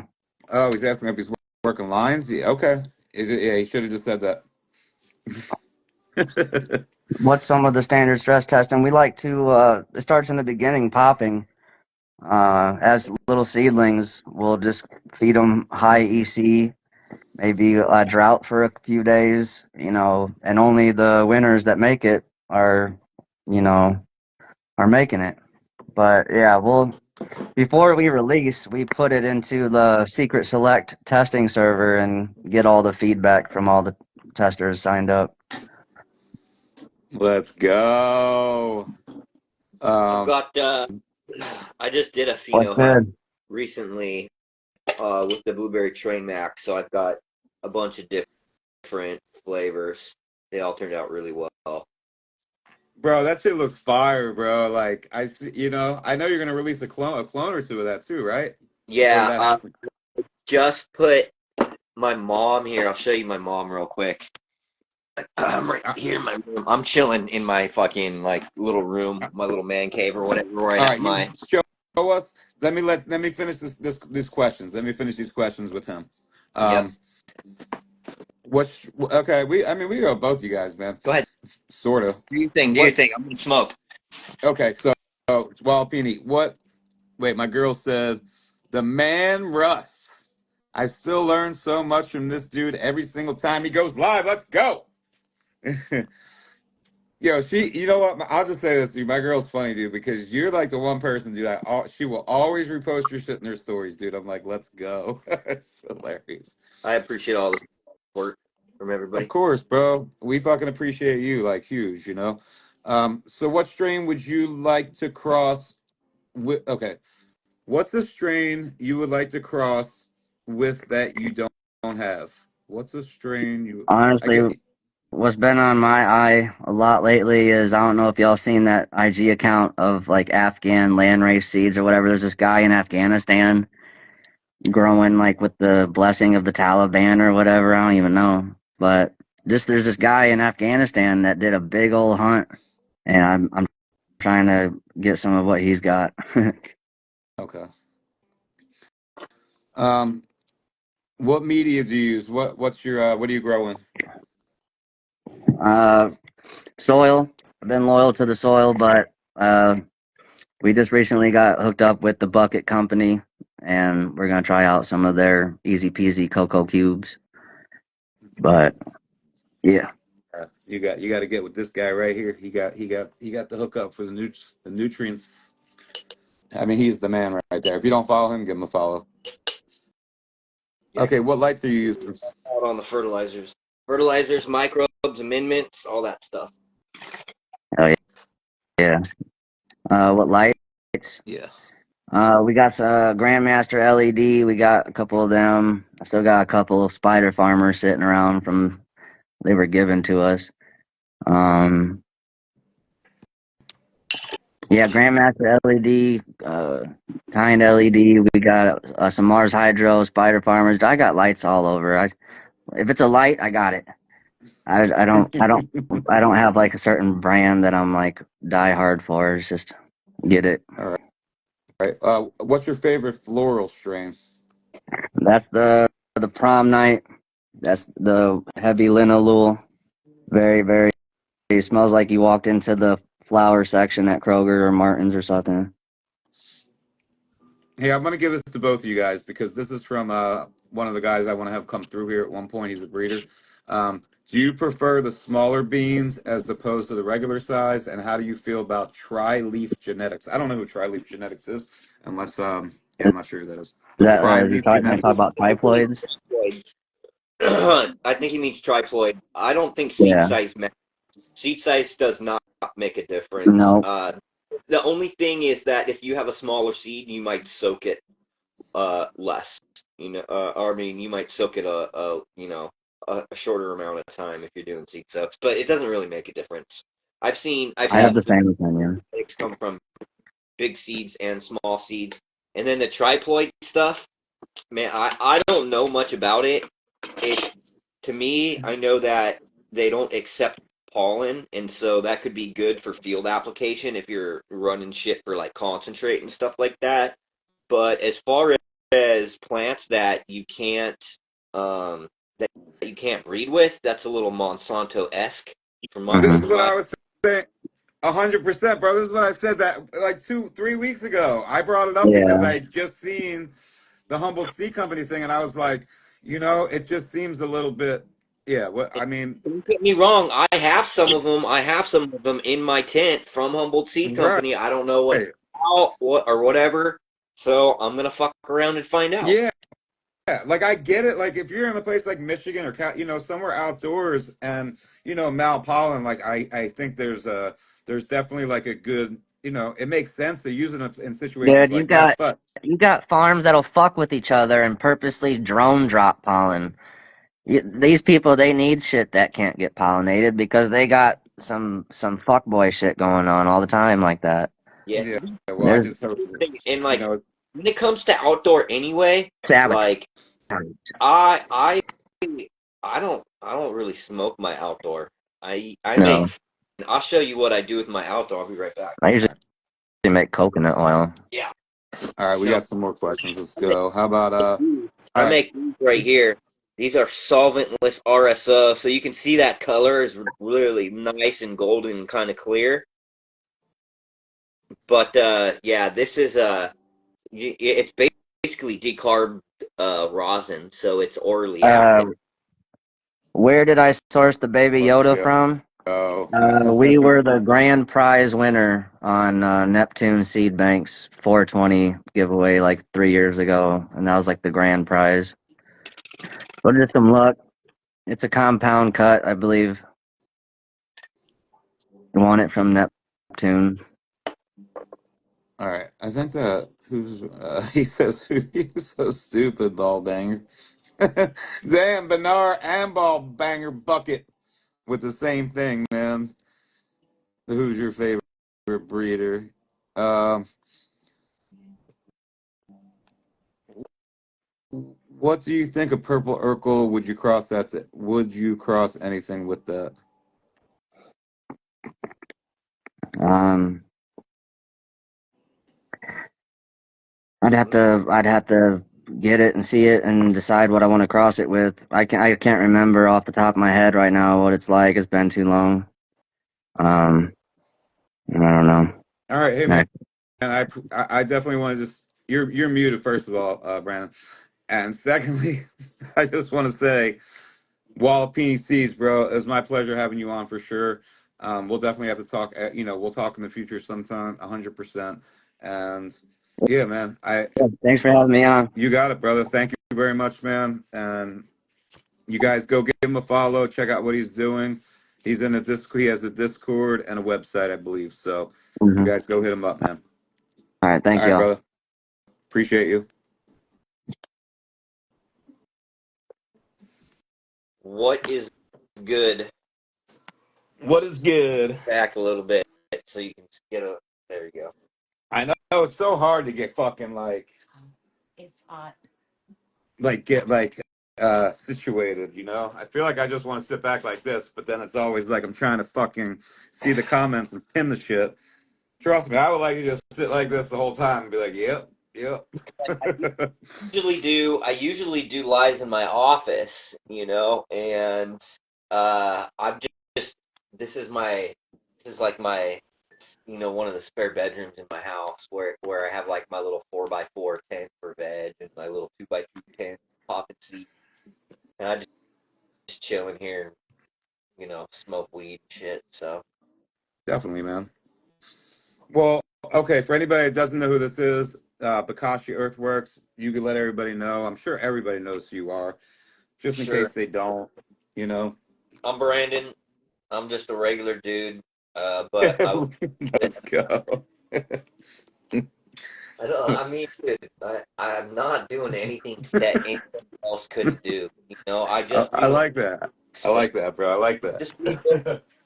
dude. Look, I didn't go to fucking college or anything. You know what I mean? Just read books. Anybody That's can do what I do. Start a business, dude. If you're passionate about something, fucking start a business and figure out a way to fucking make money. Even if it's just fucking a side hustle. Fucking work that shit until it's not. exactly. Side hustles start out as a side hustle, and like this, bro. The C bank, like this C bank, really started out as, hey, I can make a little bit extra money, and then it turned into like I can't even fucking keep up. It's pretty wild. Like but you got to do it the right way. You got to fucking really love what you do. You got to enjoy it, and a side hustle can become like your main hustle. You know, you're the homie. What up? Oh, that's Fresh Coast in there talking to you too. Let's go. I see him. Yeah. What up, Ross? What's up? I'm just checking. But yeah, man, bro, you got. Listen, I wanted to. Works. There's, we did some. I've been fortunate enough to, been introduced to Dr. George. He took a liking to me immediately after talking to me. Um, and he invited me out to Chicago where their office is. And NASA Agricultural Technology, so they own NASA Agro Organics. They also own a company in China. They own Carbasol, which was a company in Brazil. He sold that for like $40 million. Um, and I've just been fortunate enough to, you know, been able to work with them. So that's kind of like how the whole product and R&D and everything came about with the NutriGrow pod. Because George was like, "Look, we can make a pot with the fertilizer," and then so we started experimenting and doing R&D and product development and all that. And you know, so the thing, it's pretty cool. The pots. Brandon is a wealth of knowledge, man. Absolutely, bro. I love having Brandon on. And Brandon, you are a huge upgrade to the community. Don't be selling yourself short. Well, Definitely, man. what Definitely. do you what do you guys? Because I see there's a lot of people in the comments and stuff. What do you guys want to know about? Because I often, I've got so much going on in my head. Sometimes I forget to narrow it down to like, oh, hey, these are the things that most people are dealing with. Like these are what most people want to know. Because I'm always like, oh, okay, well, what happened? I'm looking at weird things that people aren't paying attention to. I mean, I'm trying to look into, like there is a whole bunch of, no, these are all to him, I think. Brandon is the soul. Okay, how about that? That's for you. Yeah, you tell us what's going on. But we listen. All the questions that you guys had for him, that's done. So you guys throw in new questions. Anything you guys have, man. I see Living Soil IPM. Put them in through that question box down there. I mean, I know he'll read them off some of the questions, but on my screen, I see two at a time. Then they're gone. If you guys put them in through that question box down there, I will pin them at the bottom, and we could really talk about this. But I did want you to talk a little bit about the new NutriPods because I know they're out now. Let everybody know where they can, fucking there's 130 people in here, man. Go to his site, buy these up, man. If you got, maybe a discount code that's still good. I know you had one at Always one time. grow big. The Let, code let, grow big, all one word, 10% off the entire order. Um, there you go. okay, so when it comes to soil, we're doing a couple blends. I want to release a commercial mix that's going to work really, really well. It's going to be really easy. But we have to, we test everything and we reformulate until we have something perfect. So this last blend that we've been, you know, formulating has been, probably about 6, 7 months in the making, and it's not finished yet. I have the standard blend, but the thing is that soil is really heavy. It's also a little bit more expensive because of how loaded it is. Because I built that specifically for cannabis. Because because I do agronomy, I have the agricultural consulting business, and so I'm looking at soil. People send me their soil data, and I tell them, hey, this is what you need to add to bring this up to sufficiency, to make sure all these things are balanced, yada yada yada. I'm sure all the people that have heard me talk have heard me say the same thing. Um, but instead of like, having to add a bunch of stuff into that soil to make it do, get it to that point, it comes that way. And then what I do is recommend after you get through a run, then test and recommend. But those mixes, that balance mix, my mix that has pumice in it, it's expensive, and it's logistically more difficult to ship because of the weight and cost. And so, you know, I've shipped all over the place, but it can be really expensive to ship soil. So that's the biggest hurdle. So we have to find something that is lighter. So we're doing a commercial blend which has perlite in it, which I mean I prefer pumice. There's actually a lot. What I've seen is there's people prefer uh, perlite. I don't know. I prefer the pumice, but it is lighter. It's less expensive, and so what we want to do is try to maintain the same quality and the same target levels, but try to figure out where we can decrease costs, so that way we can mitigate some of that high shipping costs associated with it. So that's one of the things with the soil. We'll have it. We have our LTL freight shipping set up. We're gonna play around with it this weekend and see and make sure it all works. Because once it does, we're gonna start shipping our regular bags of soil. Again, it's Oh yeah. expensive to ship. You know. Yeah, it is. And I see Ross saying he has the same, he has six coast soil with his brother, and he's saying sort of the same thing. Preach, basically. Why our soil never made it because it's too expensive. Preach. Um, so hey, here, this is oh wait, I thought I had a question up. Sorry about that. Here, let me go back to it. All right. You can see them. Yeah. What's your recommended IPM regimen for grows and living soil indoors? So when it comes to integrated pest management, there's it's kind of multifaceted. There's a couple of parts. So there's their overall biosecurity, which is going to be implementing standard operational procedures for your whole facility, let's say, or even just your home grow. Um, make sure that if you're visiting friends, you change your fucking clothes. Make sure, like if you're in a commercial facility, make sure that you have your little mats that you can step on and clean the bottoms of your shoes, and just simple things like that can help. But for actual plant and like plant management, there's both media and canopy management that we're usually addressing. And so when we're talking about canopy management, we're usually using some type of foliar application, or if you're in flower, you're using some type of beneficial mite like Amylase Swarovski. And the reason why is because it's very inexpensive and it's very efficient to just do foliar applications for your IPM. Like um, for canopy maintenance, all the way until about the second week of flower, you can use Sufoil X, and that targets both pathogens and pests. It's mineral oil. Actually, same thing is this right here, Monterey horticulture oil. It's very, very inexpensive. You only use about an ounce to a gallon of water, or about 37 milliliters. And if you spray this twice a week, I mean, you're going to protect that canopy, your phyllosphere. It's very effective against all different types of pests, including aphids, spider mites, russet mite, powdery mildew.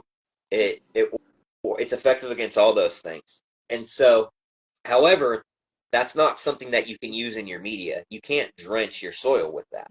And so there's other products that I would recommend that you would also apply to your soil.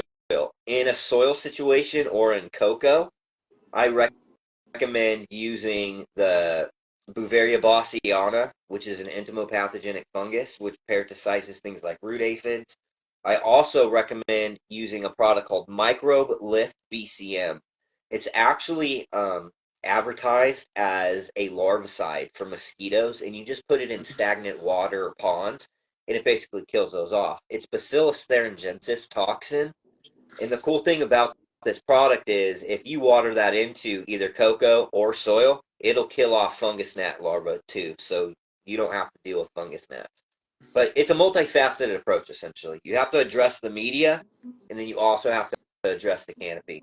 Later on in flower, you can still address the soil media or the Right. cocoa if you're in cocoa the same way that you would in veg, but you're obviously not treating the canopy after about the second week in the same way that you are, because you're not spraying. In that case, if Mm-hmm. you need to have some type of additional protection, you can get things like Amylase Swarovski, which is a type 3 generalist predator. So it has a wide range of insect pests. And one of the cool things about this is My friend Sync Angel Matthew Gates, you may or may not have had on the show, but if not, definitely reach out to him. He's an Okay. entomologist. Okay. He's an entomologist, and like he does a lot of work with integrated pest management. But he years ago, back when I was still in San Diego, where he's also from, he told me about an experiment with ornamental peppers, and so peppers that create a lot of blooms. And this Swarovski mite will actually live and feed off of the pollen and procreate in the event that there's low insect pressure in your garden. So if there's nothing for those things to feed on in your garden, they'll still live there and be able to live. And they found this out, and then some companies even developed Swarovski feeding like pollen that you could implement into your garden to keep those things alive for a lot longer in the event. Right. Because here's the thing. If there's nothing for them to feed off of, they just die. But if you implement other practices, and we actually did this at 4-H Farms, which is a farm here in Oklahoma. So at the ends of their beds, they have some ornamental peppers that are just always in those beds, and they're just always blooming. So there's peppers there, and those Swarovski mites can potentially live off that, indefinitely.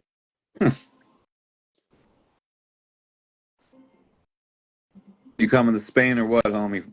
Okay, Ross said. so he's looking to switch Yeah. his nutrient line from Athena. Well, Mm-hmm. I think that if you're going to use humates, you're going to need to do a lot more additional calcium. If you're not in soil, like my soil is really, really loaded, so I am only doing humates maybe 3 times. I'll do one application of the nitrogen humate in veg. I'll do a application of the complex when I'm transplanting, and then about week 4 I do the K. And my soil is sufficient enough with everything else. I mean, it's not super high, but the nutrient levels in my soil, but it's pretty decent to where the plants don't need much else.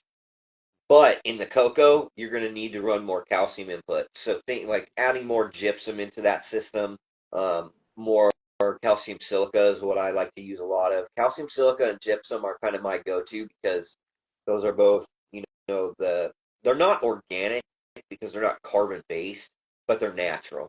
They're just natural minerals. Okay. We got a whole bunch of questions. Here we go. The Joya, what's good, dude? I hope everything is good, going well for you guys out in Jersey and New York. I know Jersey. I'm gonna be yeah, so I'm gonna hopefully be doing some work out there with a couple of different groups, and then also New York. We're gonna be putting on some events. It's gonna be really cool, man. Oh, I'm Yeah, in Philly, right? really. Like I'm literally from five. If I drive 5 minutes that way, I hit the bridge and be in Jersey. So I'm not sure with these guys. New York's only an hour for me, the city, pretty much. Yeah, we're gonna be in the city. There is a really really awesome kind of swanky venue that we're gonna scope out. My boy's going there on Tuesday to get some video, do a walkthrough. But they have like a cannabis museum there. It's pretty dope, and so we're gonna look into what we can do because we have this that program. I don't know if you've seen me post on it, the ESIST program, but essentially we have a collaboration between some of the best educators in the space, I did. Hashmaker, Chris Yeah. Trump, myself, Green Hmm. Bodie. There's Yep. people who are involved in cannabis legislation, politics. There's people that make hash that it's a really awesome group, and so we're also going to be putting on like small events. And so one of the things that we're going to be doing is going to be out an event in New York, and it's going to be myself, Green Bodie, a couple other people. I think we're going to mix cannabis and also mushrooms. So we All might. right. Listen, Ross really wants me to ask you this question because he knows what to say to make me ask the question. So I'm going to ask it. How do you feel about green sands? There you go, bro. Okay. Motherfucker. All right. How do you feel So about green sand? green sand is cool if you're like trying to aerate No, your Mr. media. Rassi says. If you green sand doesn't do anything.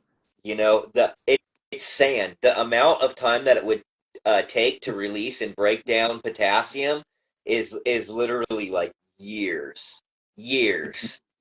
So it doesn't do anything. Green sand is the only thing you could do with green sand is basically aerate your soil, because it's sand. But yeah, it That don't was do nothing.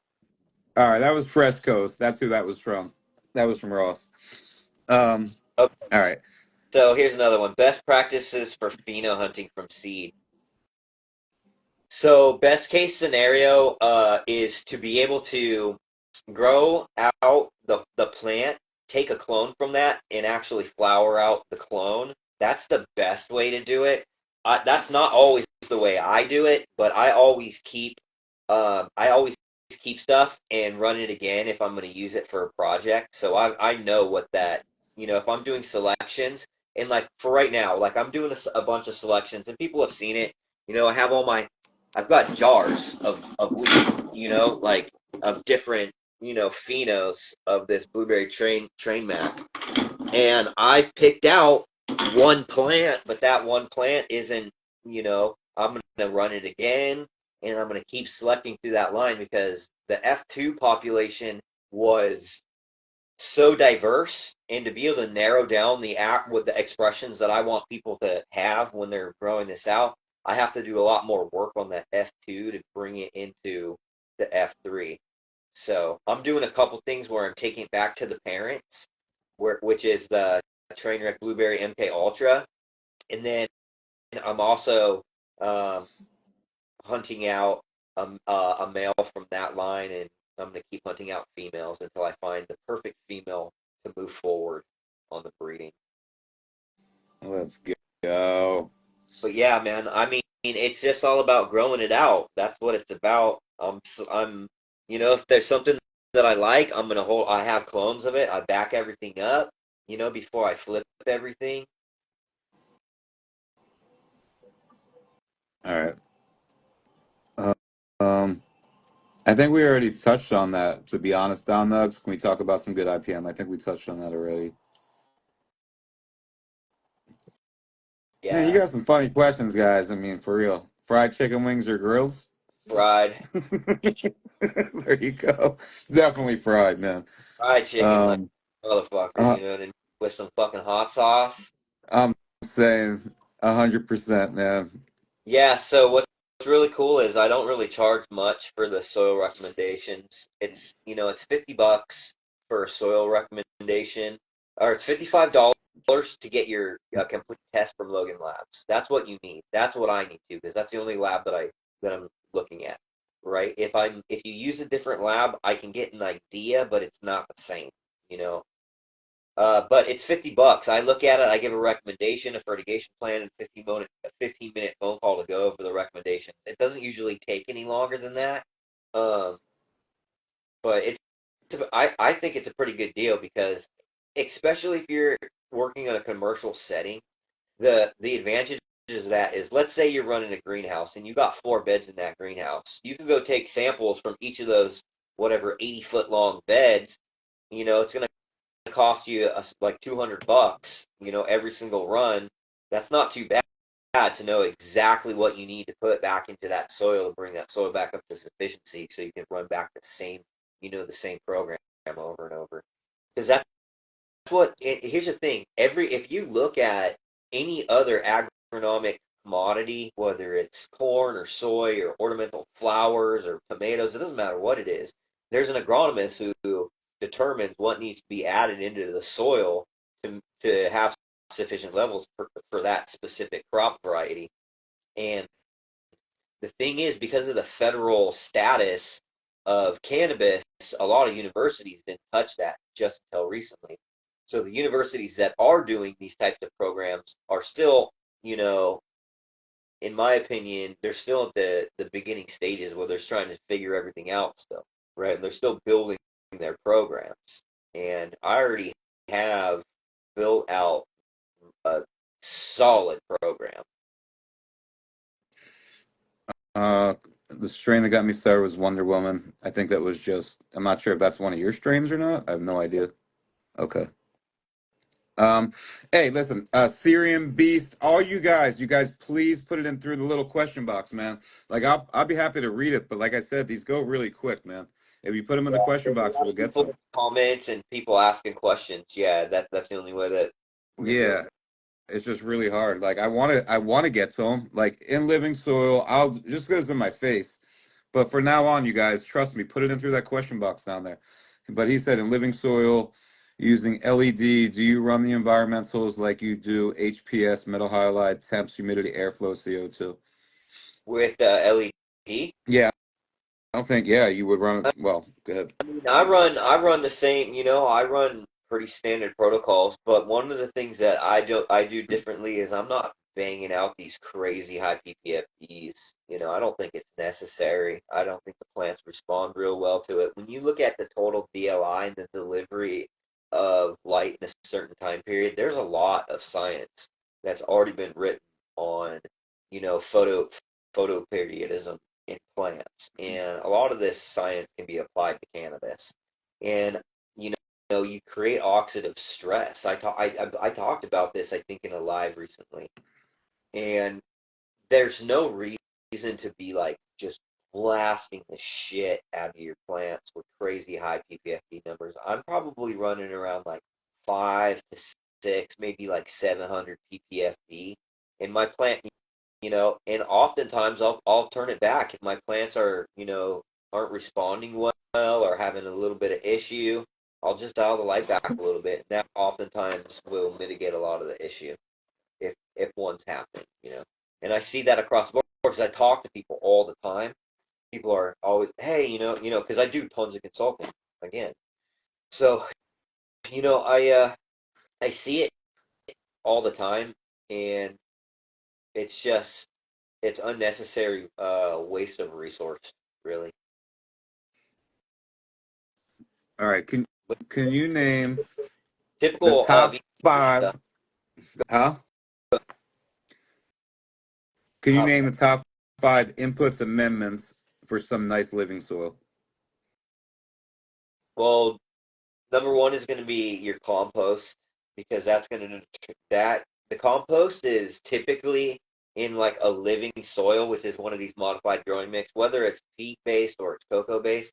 It's oftentimes up to 40% of that mix, and because it's such a large portion of that blend, everything else is kind of built around it. So that's the number one input is where your starting point is your compost. And then other than that, it's going to be, there's you have to have all the elements in there for healthy plant growth. So it's not like there's just 5 elements. I mean, my favorite 5 inputs, my favorite one is probably calcium silica because it's got calcium, silica, magnesium, and iron, and those are all essential plant elements. Um, Epsom salt is probably another one because it's so soluble and you can deliver it to the plant in multiple different ways, either uh, while you're making soil, or you can apply it as a spray application because it's so soluble. Agsil 16 is another really great potassium input.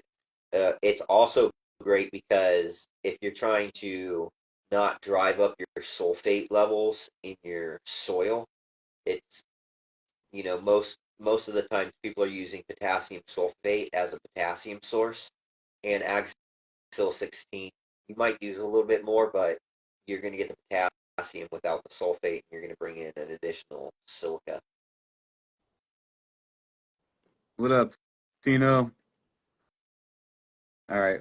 Can I make a cocoa bundle nutrient pack? So the Yep. reason why I didn't bundle everything is because it's a logistical nightmare trying to put all that together on the back end for the website. Everything's individual and everything has the price for shipping already built into it.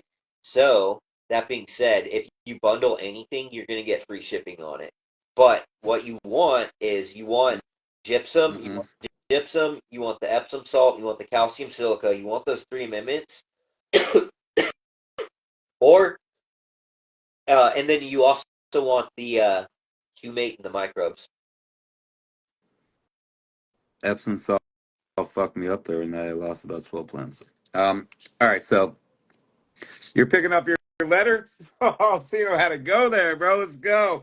Tino's going straight to the source to pick the letter up. I'll just leave it at that. I won't Think, mention any names. isn't he? Aren't you out here in Oklahoma right now? Yeah, him and In-House, they're both Yeah, out I there. think I think I'll see you guys tomorrow at the office. I think you guys are going to be swinging by the office tomorrow. There you go, man. I'll bring some of I'll have some of my jars with me too, so you guys we can smoke some bong hits. Fuck yeah. Yeah. That's what's up. Um, okay. What did you find in the Mac V2? Okay, so the whole reason why I use the Mac V2 to mail, the only reason I even use it in a breeding project because I popped a whole pack of seeds and I got one female and everything else was male. And the female that I had was actually a really nice female. It had a nice anisey licorice with a slight like citrus. It was a really nice plant. I ran it commercially for a while, but the male that I used was nicest thing out of all of those plants. So that's the male that I used for the Limelight, which is I crossed my Limerilla, Black Lime Reserve, and Gorilla Glue 4. I crossed that to Mac V2, and that actually has been run commercially throughout the country too. And I've seen a lot of people hit over 30% and like 4% terps with that. Different phenos that they hunted out of packs. It's a really great one. I really like that one too. It gives more of the soapy cam, but some of the phenos will have that like anisey and licorice to it. And then I used it on the Blueberry Train map or the Blueberry Train Wreck MK Ultra. I used that Mac V2 male to make the Blueberry Train map. That's how the Blueberry Train map was made. Okay, How so many milliliters of gypsum for 5 gallons of soil to recommend for each run? So to be able to give you a definitive answer of how much of amendment you would need to add for a certain volume of soil, I would need a test. However, gypsum, like it's just going to stay in the soil as calcium sulfate, so it's not going to like really react with anything. So you can't really overdo it. So you can kind of like go pretty heavy on it and be all right. It's a really good amendment in that sense. The only issue with having high solubility of calcium is that it can be antagonistic to potassium and magnesium. Push them out of solution. okay. More, more talk about how to maximize these giant LEDs for us new home growers have. Yeah, you guys want to see something? I'm going to show you guys something real quick. So I have a 4x4 tent, and my light is a 4x4, so it fits in this tent perfectly. But what you'll notice is this light right here is only at 50%, and it's probably about, I don't know, 4 feet or more away from the canopy of these plants. So Yeah, it's that's not, you know, I'm not, I'm not blasting, I'm not blasting these things. And the same thing with my flower room, right? So I run 640 watt faux lights, and I'm running them at 55%. So I'm not. yeah, I think that's a huge thing. I really think that light intensity. Like if you're a new grower and you have LEDs, don't turn them up all the way. Maybe I mean light intensity, keep it lower than you think it should be. Most likely, most definitely, Yeah, because you'll start to get light burn, like light bleaching as well later in flower. yeah.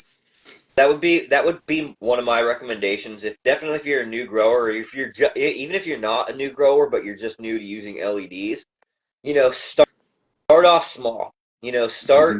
Start lower, and then you increase the intensity. And if you see any type of negative impact from the increase in light intensity, just dial it back. And then you can find it kind of a sweet spot. You'll notice your plants will respond. Yeah. Um, if you had a field of clay soil, what amendments would you do to it besides soil testing? Well, soil testing. Yeah, That there you go. again, you want to know what's in there. If it's just clay and it's got really low organic matter, you would want to try to get organic matter in there. You'd also want to try to open that soil up by using something like gypsum is a really good way to get to open that up because it can allow more pore space. Getting crop cover down on there and maintaining crop cover to kind of open up that clay and kind of allow it to absorb more moisture. There's a bunch of different agricultural practices for remediation, which is essentially figuring out what needs to go in there, getting more carbon. Carbon is the backbone of life. So, you know, in real agricultural soils, the mineral nutrition that plants feed on are mineralized from inorganic, like the rocks, the clay, and all that crap that's in there, and the organic matter. And so it's a, you know, the organic matter plays a huge part in cycling that. So, but if there's nothing there to begin with, like if it lacks copper, right, and it's just not there, no amount of carbon or biology is going to make that copper, you know, be there. Um, any strains? I'm going to tell you guys how to fight this the leaf sepultura.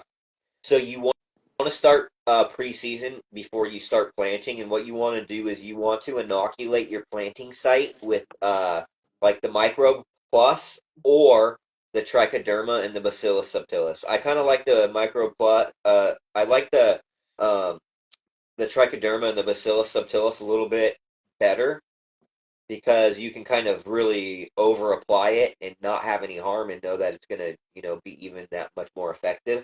But essentially what you want to do is you want to inoculate your soil with that, and then after planting, you want to spray the plant. And as long as you maintain that in your IPM, if you know you get that fungal pathogen in your area, if you keep maintaining the IPM with those products, it shouldn't have you shouldn't have a problem with it.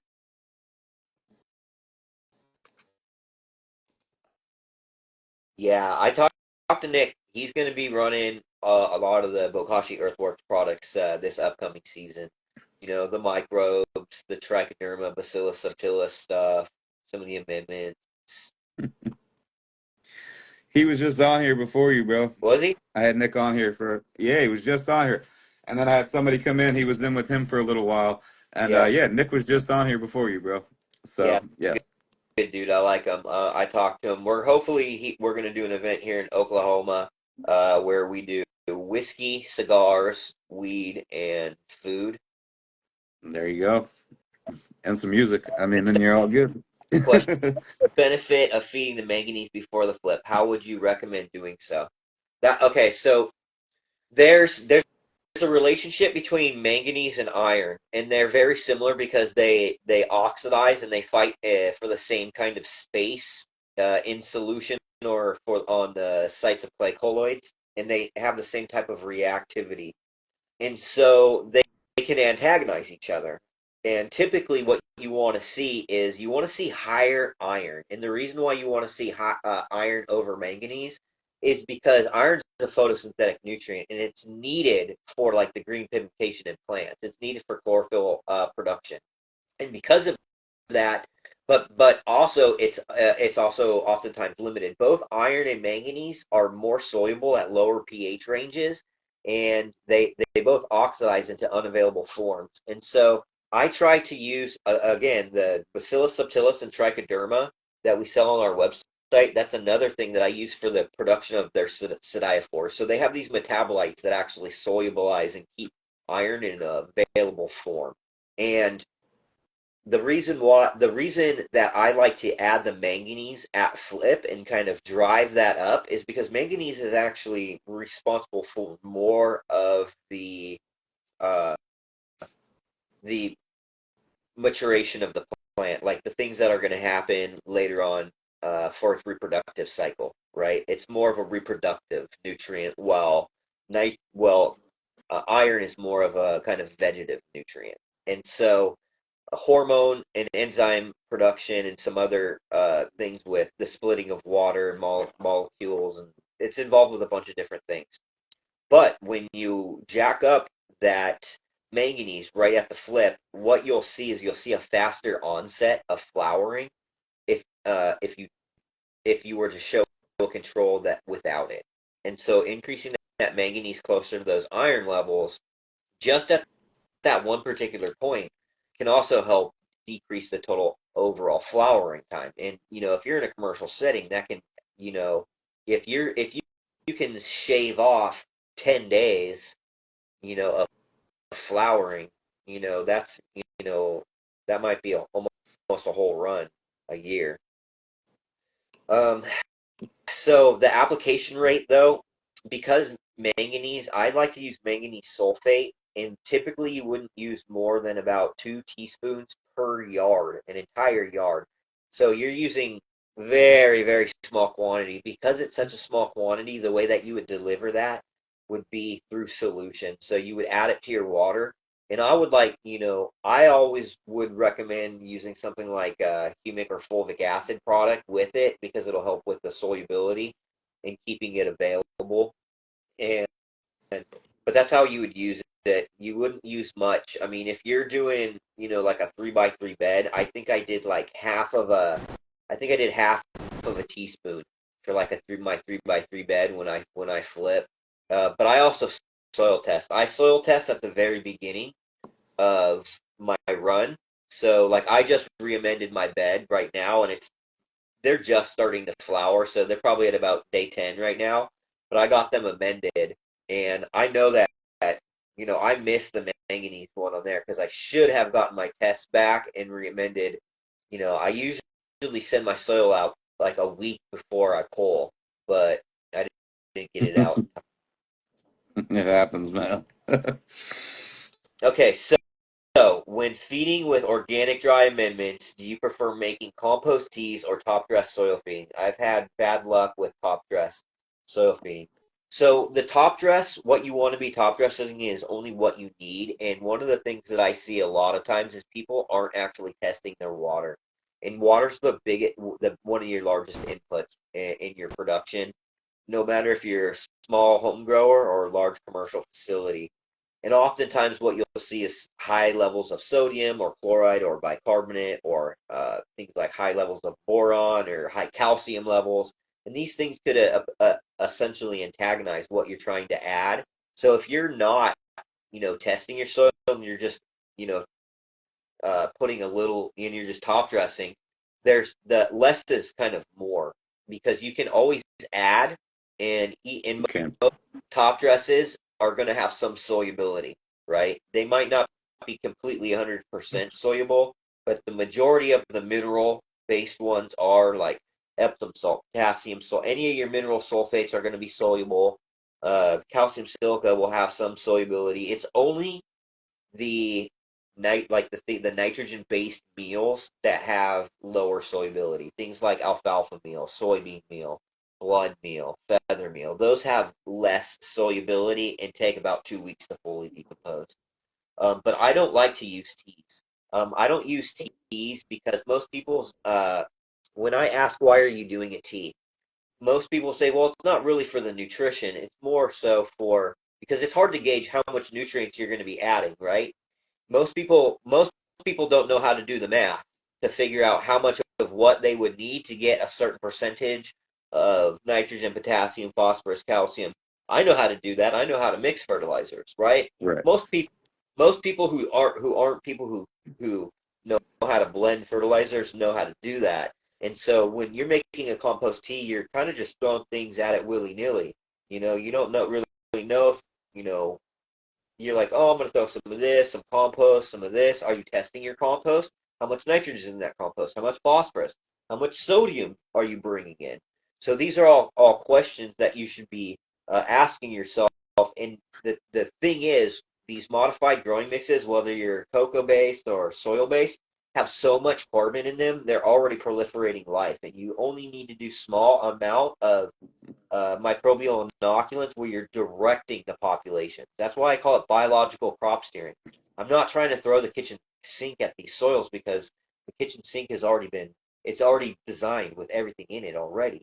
Now we're just working on some solubility of things like phosphorus, helping with the assistance of micronutrient cycling, making sure we're outcompeting pathogens, making sure that you have the right types of microbes. Those are going to have more benefit than now. Outdoor setting where you have really bad carbon, where nutrients are deficient, and it's an agronomic soil, go ahead and throw the kitchen sink at it. Do compost teas, do microbial inoculants, do compost, do extracts, do all that stuff. Because you're going to see a net positive benefit because agronomic outdoor soils, the majority of them, only maybe like 98% of all soils on the planet Earth are like deficient and can't really be produced for large scale crop production, and it's because they don't have enough for them. You know what I mean? They need the remediation. They need crop covers, and they might need a little bit of potassium, or they might need a little bit of copper. It's just how it is. All right. Um, you can see that question. Do different strains grow better in different media? I think that the same exact variety will will produce different cannabinoid profiles, content percentages, and the terpene profile will change it depending on skill set, media, nutrients. And a good example of this is my sour cheese berry, which was just featured in the Skunk magazine. That was Shout out Skunk Magazine. Let's go. um, and so that variety we did a grow off, and I think like 15 or 16 people grew it out, and we had it, tested by the same lab, every single person, and so we got to see a range of cannabinoids and the range of terpenes. So we got to see which ones were, pretty consistently dominant, but which ones would, how they would shift. So that even the same variety will change depending on, there's so many different factors, and it's like, it's you'll you'll just see a flux. You'll see a flux in all the numbers. Different environments, different growth styles. All that is definitely going to affect it. It's just Always, it just it's is. called epigenetic epigenetic drift.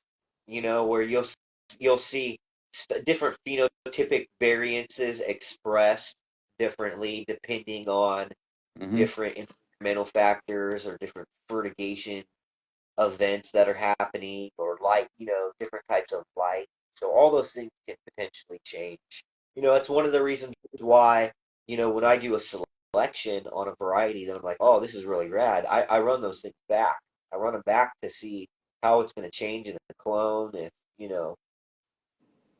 higher nutrition is going to change it. All right, we have something about Oklahoma. I seen something about the double locust cycle. Is Oklahoma outdoor needing to prep for this? Talk about cicadas. The cicadas are coming out this year. Cicadas, I'm not sure if they're going to be munching on cannabis. They might, but we do have a bad leafhopper problem. So we get these little tiny grasshoppers, and the best case of action, especially if you're outdoor, is to start pre-treating. Again, Bouveria bassiana GHA grasshopper active strain is very efficient, and what you have to do is you basically have to start pre-applying in your field, and then also treat your plants in your soil kind of frequently throughout the season. That's kind of the only solution that I've kind of that I know to be effective against those little fuckers, because they'll eat everything, and they'll munch through small plants. Like if you have sproutlings, they'll eat those fucking stems. They'll kill things. He said, "Yeah, those are what I was thinking about. The hoppers is what he Yeah, said." hoppers are fucking. The leaf hoppers can be fucking brutal out here. Dude, I've seen those things like swarm plants. Yeah, it's pretty bad. Hmm. All right, we got what's boron's play in the plant's health and relationship with calcium when fed? Yeah, yeah. So it's kind of a weird relationship because it can be both antagonistic and synergistic. Too much calcium will block out boron, and too much uh, boron will antagonize the uptake of calcium. So they need to be in balance, but they can fit. My understanding is that they are essential for the construction of cellular like cell walls where it's like a boron calcium complex.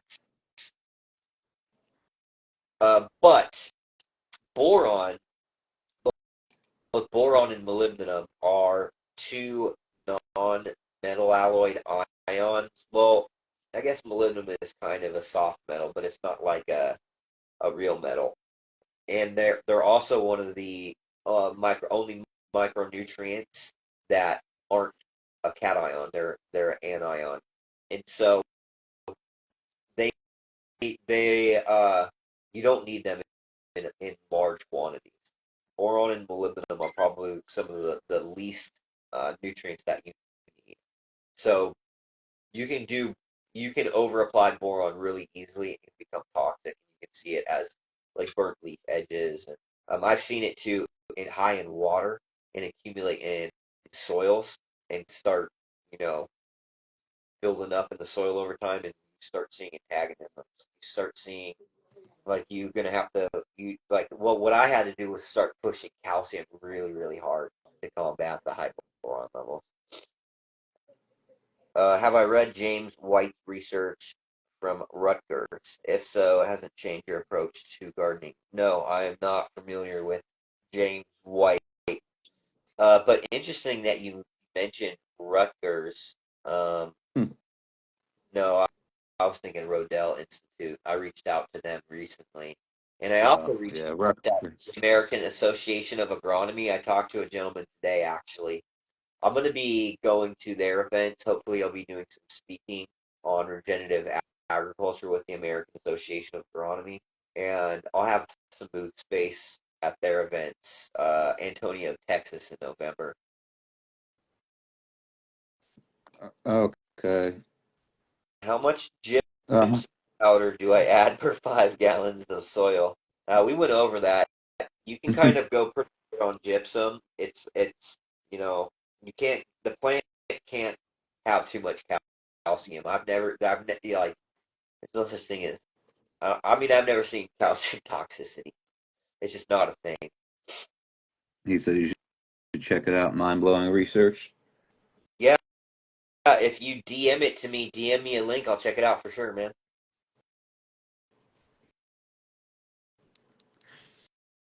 But what's Is it?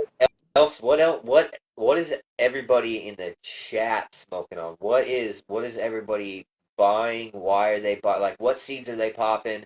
Whose gear are they running, and why? I mean, I want to know what's hot. I know all my shit's mostly sold out. The stuff that I have, but I want to know Yeah, what everybody else is doing.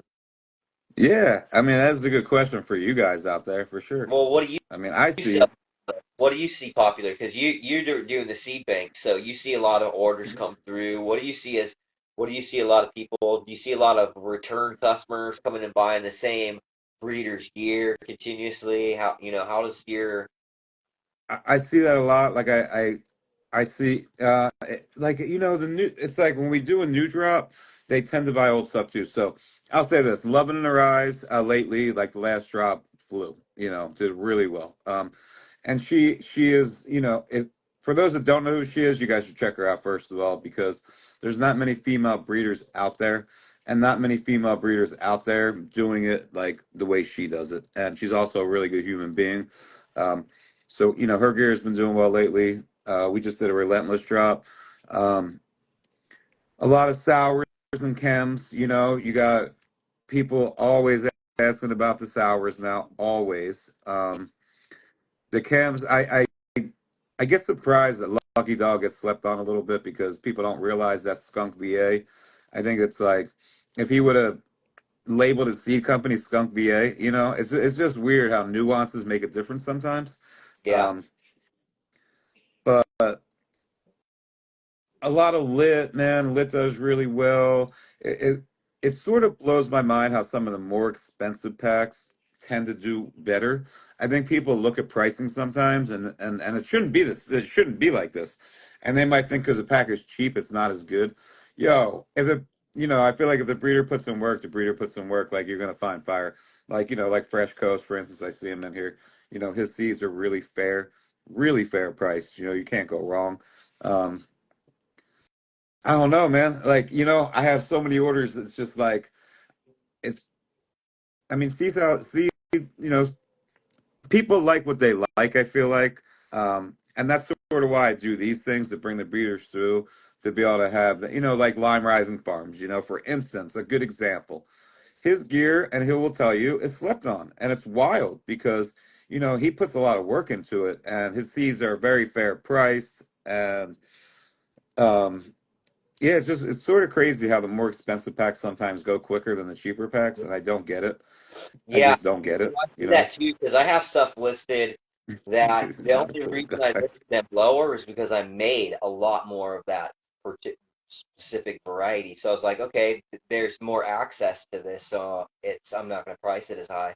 Yeah, yeah. I want some of your seeds. You know what I mean? I would love. I know you only make limited seeds, but I would love to be able to like, Uh, offer people some of your seeds. I know that's I know you just don't Usually make as much, but have more than like 100 packs of anything that I make, and exactly. it takes me forever, dude. Look, because here's the thing, like I'm not my business isn't contingent on me making seeds. I do it because I can and I like to.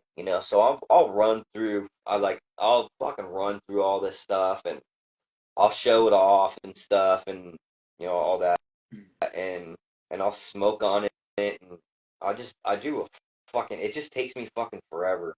It takes me for. It's gonna take me all fucking year to get this to F3, this blueberry train Mac. Yeah, and that's and then you got these breeders that drop these fucking menus, dude, every 3 months, and I'm like, how the fuck, dude? How are you dropping full menus every 3 months? I mean, I know how, but like how? It's I, just I wild to don't me a have little enough bit. space. Well, one, I don't have enough space to do that. But even if I did, man, that's a lot of fucking work because you have to fucking keep clones of every single pheno that you're hunting through. You have to, the record keeping for that is like meticulous.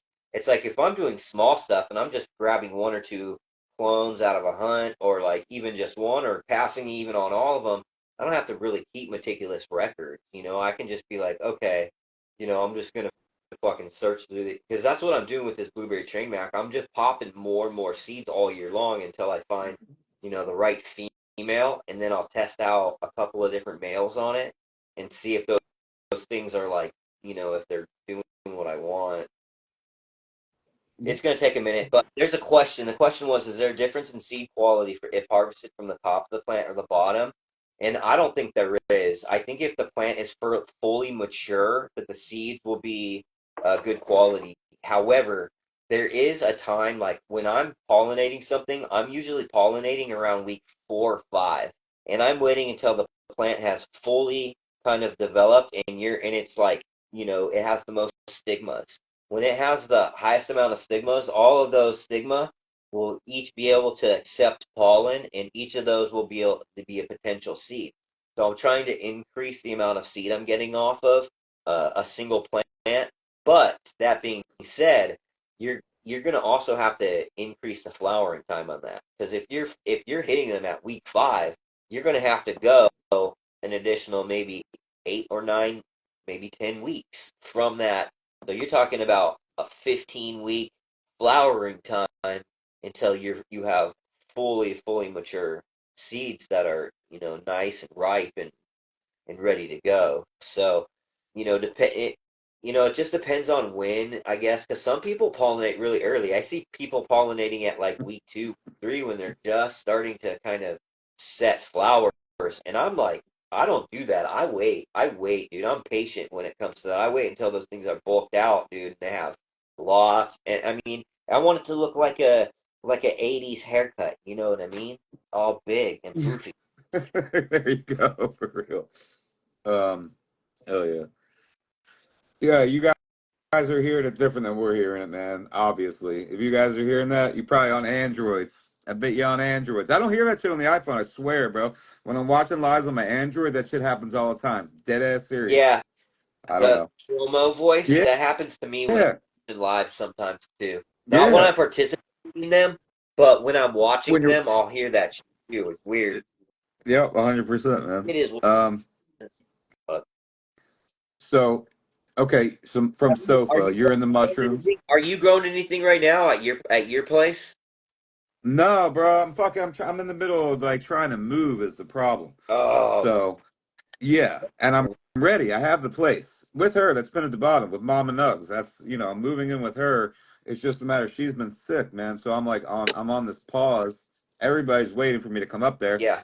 Um, Clones, like I just need as soon. Spot. Once you get a spot, I can send you some humate and some calcium silica, some microbes, and you can All fuck right, around with them, and you know. that's what's up, man. I appreciate that. Hell yeah, hell yeah.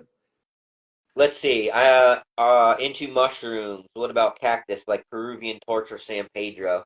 So when I was a lot younger, I was really into trying to figure out ways to alternatively get high, and uh, so made several attempts at extracting mescaline from Peruvian torch cactus, and there was several attempts to get high eating large amounts of cactus. Didn't make my tummy feel good. Didn't trip very hard, and I mostly just have them as ornamental house plants now. So mushrooms, I appreciate mushrooms for what they are, especially psychedelic mushrooms. I personally, I'm I've eaten enough uh, in my life that I'm okay. I don't like to really eat a lot of mushrooms. If I do, it's very very seldom. However, I will fuck with some good LSD. If you've got some like good Swiss Let's manufactured go, in a Swiss laboratory, hit me up if you guys got that fucking you know what I'm talking about. That shit that bro. Nothing like it. rainbow There's nothing like it. soaps. You know what I mean? There is nothing like it, period, man. Like that was my listen for all my child, like from a young age of starting to follow dead. My drug of choice, period, was LSD, man. Like I would have a bottle of liquid in high school. Like, yeah, I'm not. Yeah, I fucking loved LSD. I mean, I love LSD. It's a Clean, good, white. really great. It's a really great drug, especially if you have something that's really quality Yeah, manufactured. well, Like that's what it is. And I because what the stuff like I had a friend who got he had like 10 sheets. He got it came from the Netherlands. And it was so amazing. It was so clean, man. It was like I was eating Mexican food and my stomach didn't hurt. Nope, my back wasn't sore. You could go to sleep after your trip and it wasn't all racy yeah, that and I have had, a lot of LSD that was like that, where it was kind of racy and kind of my back feels kind of, you know, yeah. There is definitely that. Yeah, uh, yeah. this stuff was I giving me like time travel and shit, dude. I was going through fucking time warps and yeah. rainbow kaleidoscopes and like I fucking, Dimensions, man. I Like, I went and saw Mickey Hart play, the percussionist for the Grateful Dead at the Belly Up Tavern in San Diego, and he mapped out fucking star sounds, bro. And it was like all these fucking the noises that stars made and he made music with it, bro. And I was fucking peaking at one point and this fucking note came on and it kept the fucking stars were going, I am God, I am God, I am, and I was just like, fuck, I'm too high for this. this is why I fucking fell in love with the Dead, bro. I went to my first Grateful Dead show on the best LSD, bro. And that was it. That drums, and then it was like, oh, I ended up seeing the Grateful Dead over like 350 times, bro. So that what you experienced, that was like something that I like. show to show to show, and I ate so much fucking, so much, and I was, I met the right people, like the clean, really clean, really like Ross. No, I talked to Ross about this before, like that family where it was like just the best. I mean, yeah, there's definitely LSD that's dirty, that's not, but once these people that I ended up hooking up with, they were just making the cleanest, the best, the It's white, crazy to like think about what it is, dude. Because the Grateful Dead was a fucking MK Ultra psyop that came out that came out of the 1960s to create counterculture. the acid test, man. It was all, the acid test, like Ken Casey and fucking. It's just like, bro, there was nothing like it. What they created was just different than anything else. Like I was so like fully like in. When I found that, and I was in high school, I was like, bro, Well, I am never going back to it, regular life. Like this is it it's right here. interesting because especially when you're like really, really high on psychedelics and you're like in trance and you're like part of the energy in that flow, like Oh my god. you become part of like more of like a collective conscious, and so it could be a really weird and overwhelming experience. Yeah. My only Yeah. issue is a lot of it's now just become so commercialized that like you're fully immersed in this experience and then it ends and then it's like they try to herd you out of the venue like you're cattle and shit, and it's like it just causes like it just so much anxiety and trauma where you're like trying to enjoy this thing and then it's like, oh, all right, show's over, get the fuck out of our venue, here's the line, get in the fucking line to get the fuck out of the venue, that Yeah, shit and that shit that bothered me. was yeah, that bothered me too. Some of that, bro, I could go back to like memories, experiences of being like feeling like, cat like being heard, like literally heard. It's so like crazy. And then, but the cool thing about the Grateful Dead was when we went outside, it was like an extension of the concert, Yeah. and you could camp there. There was shows where it'd be 3 days camp, you camp, you go back, that was what was so cool about it back then. There's nothing really like that now. I know people say fish, but no. It's just not the same. I love fish. Don't get me wrong, but it's just not the And same I didn't follow at all. the Dead and stuff like that. It was actually my I had a homeboy in high school that was just obsessed with the Dead. So he's the one that turned me on, and then all of the OGs that taught me how to grow weed were all into the Dead. You know. Yeah, that was it, man. I went to dead shows to look for weed sometimes. There was no dispensaries, man. I couldn't go to a Yeah. dispensary. You had to like really know somebody that was growing weed to get weed clones, whatever it was. Yeah. On dead lot at dead shows, there was the best weed. There was people that were growing Mendo, I, Humble, and they would bring it, they grow just to bring it there. yeah. I mean, it was from other places too, but that's what the name, that's what became like what it was. Guy Tie Dye Bruce, he passed away some years back, but So, he was a bring fish. hardcore deadhead. He made tie dyes and bred weed, and he fucking made seeds and grew weed. That was his thing. But that was part of the culture too. So that's what makes it really interesting that like and we see it. We see it in a lot of the things because we could talk about like the cams and the OGs and stuff that the stories of how those things came about at coming from dead shows and shit. So it's the Oh, history of like what that has brought about, and then it's crazy too because you'll see people who have been influenced in they're people that are like huge in business and you know rich techies that are deadheads. They're hey, Fresh Coast, you trying to come in, bro? Did you hit that? Let me know if you're trying to come in. I think that you sent an invite, but I'm not sure. So just let me know if you're trying to come in. I know. I was talking to Ross earlier today because I was looking at the price for round trip tickets to Barcelona Uh, for oh yeah, yeah, yeah. cannabis, and well, he was like, "Man, it's only 630. It's only like $630." So I looked, and it was like almost 2 grand.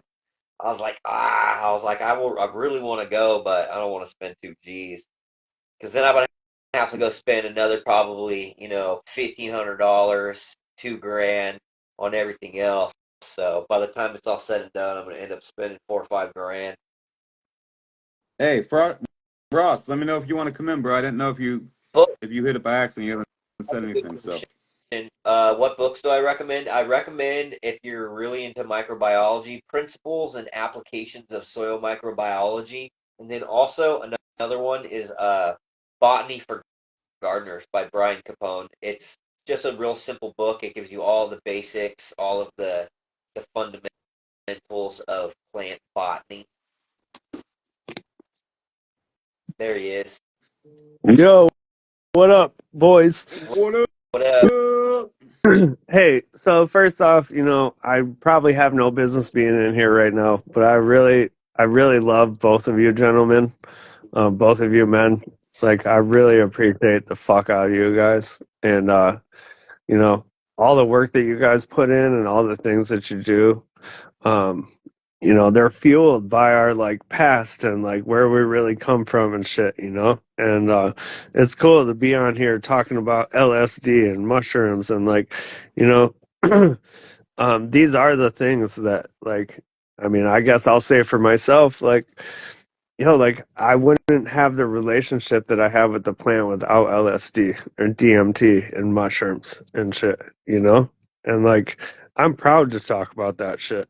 Definitely. I don't think that I would have the relationships that I'm able to have with human beings if it weren't for those tools that come from our earth and shit, Yeah. So it's a good tool. You know what? Here's my take on mushrooms. I really appreciate mushrooms for what they are because they can completely change a person. They have the experience, they have the power to induce such powerful experiences internally with people.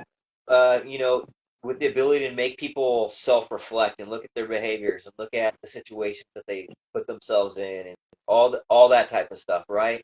And so that can be, really hard, and it can, but also just the overwhelming experience can be overwhelming for people. So I think that it's good, but also I think that people should use caution and often like have somebody that's experienced because you know, I strongly believe that the reason why there was shamans and medicine men that help people through these emotional experiences, because like it can be difficult to navigate that sometimes on your own. You know what I mean? Especially like if you're a kid, bro. Like if you're 18 years old, 19 years old, bro, and you go eat a quarter ounce of fucking mushrooms and you're fucking tripping your motherfucking balls off, trying to figure out the fucking world. You're like, oh, I'm an adult. You have no idea what the fuck you're gonna do for the rest of your life, or how you're gonna, like it could put.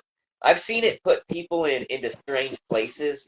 I've seen it be helpful for people, but I think having someone there to like emotionally support, and just an emotional support, to get through some of that. But so check this out. So I totally agree with you, but just, this is the thing with hallucinogenics. It doesn't matter if you're 18 or you're fucking 40 years old. Like, none of it's going to be really that comfortable because you have to come to terms with the fact that, like, life isn't necessarily the way that it was taught to you or the way that, you do things, right? Yeah. And so like I tell people like I became a baby when I was 28 years old. That's when my life began. That was all due to hallucinogenics. Like, like it's not a comfortable situation. You shouldn't if you're comfortable, then you're not learning, right? Yeah, but I think too there's a difference because like I wouldn't eat like mushrooms and then go to like Six Flags, but I would definitely drop 2 or 3 hits of acid and then go to Six Flags. Totally, bro. Listen. I live in Let's Florida. go. We used to go up to fucking Disney World. Dude, I'll bring Yeah. I'll bring the needle point. You guys just meet me there. See, Let's go. this is what I'm talking about. He knows, bro. The needle point, the white, the fluff. I'm Let's just saying, go. The needle point was the shit, bro. That was it right there. Some of the best LSD, bro. The needle point and the fluff. Yeah, you know what? And you don't know it's happening until you go into the bathroom. And then you're like, oh, fuck. Oh, bro. Anybody that knows. If there's anybody out there that knows, they're like, there was these the dudes know what they're crystal talking wash, about. right? There was the needle point, the crystal wash. There you go.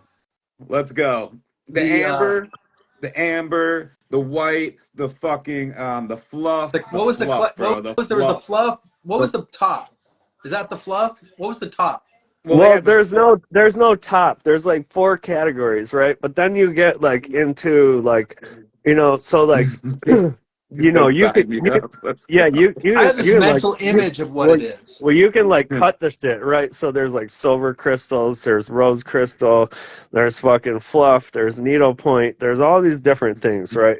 And it's just how you want to enter, where you want to go. You know what I mean? Like none of it's bad.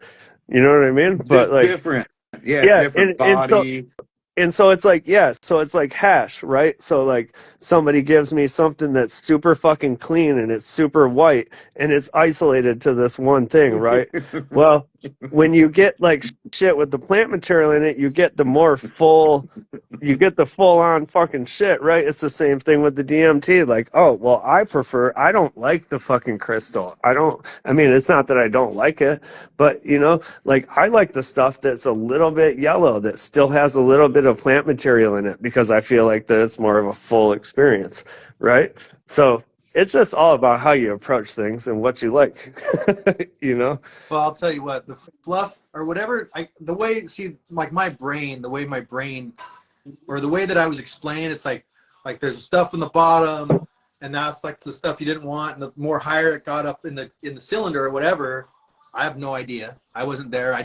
The way I was explained, the higher up, the cleaner it was. And No, to me, you are. Listen, you are sort of right on that. Like the amber was definitely a little bit more like not, yeah. The and fluff, the needlepoint, like and so the like the whiter clean, usually the better. The white compared to like your back hurt, you're like, that is true. and at the end of the evening, compared to this wonderful display of colors and this wonderful feeling from your heart, it was just this, like this, like just like this wonderful expansion of your heart. It was like, yes, All right. Do you guys all know each other? I want you to introduce yourself to these guys real quick. I love that this went from weed to fucking psychedelics because this is shit that people don't talk about, man. Like this is how, like I am proud to sit here in front of you gentlemen right now and like, dude, like LSD, DMT, hallucinogenics have made me into the human that I am. Whether you guys like it or not, like, yo, I get to create shit. I get to build on things that I decide that I get to build on and that I get to create with. It's not, like, this whole thing. Everything behind me, everything I've done, it's all shit that we've created. Yeah. This Marijuana Saves Lives clothing. We used to do this. We were activists back in the day. In the early 2000s, we wanted to put out a positive image. That's dude. Acid and LSD and expansion of seeing the line of existence, like, helped us just be okay. And we're like, this is who we are. And we're not going into the fucking cog, man. Yeah, I don't care either, man. He's you, right. Like, you look at shit differently, man, and I don't care. Like, my eyes are my fucking. They have like super like hero capes on them because when I look at things, I look at them differently than you do, and like, and you look at shit differently than I do, but you're looking at it. You're like actually looking at it, for what things are, and then when you have that ability, then you can just go to the fucking moon and back, bro. Like let's fucking get it, like what's stopping us from doing anything, like, and I don't know. I fucking love psychedelics, man. Like I wouldn't be the human I am without them. And the weed that I have wouldn't be the weed that I have without it. Period. Now, I'm sorry, this gentleman in the corner over here. I'm Brett. I don't. What was your name? I'm Brandon. Oh, Brandon, nice to meet you, man. Dude, and Fresh Coast. What's your name, bro? My name's Ross, man. What's up, Ross? I'm Brad, or they call me Respect. Dude, Brandon up here in the corner, yo, this motherfucker.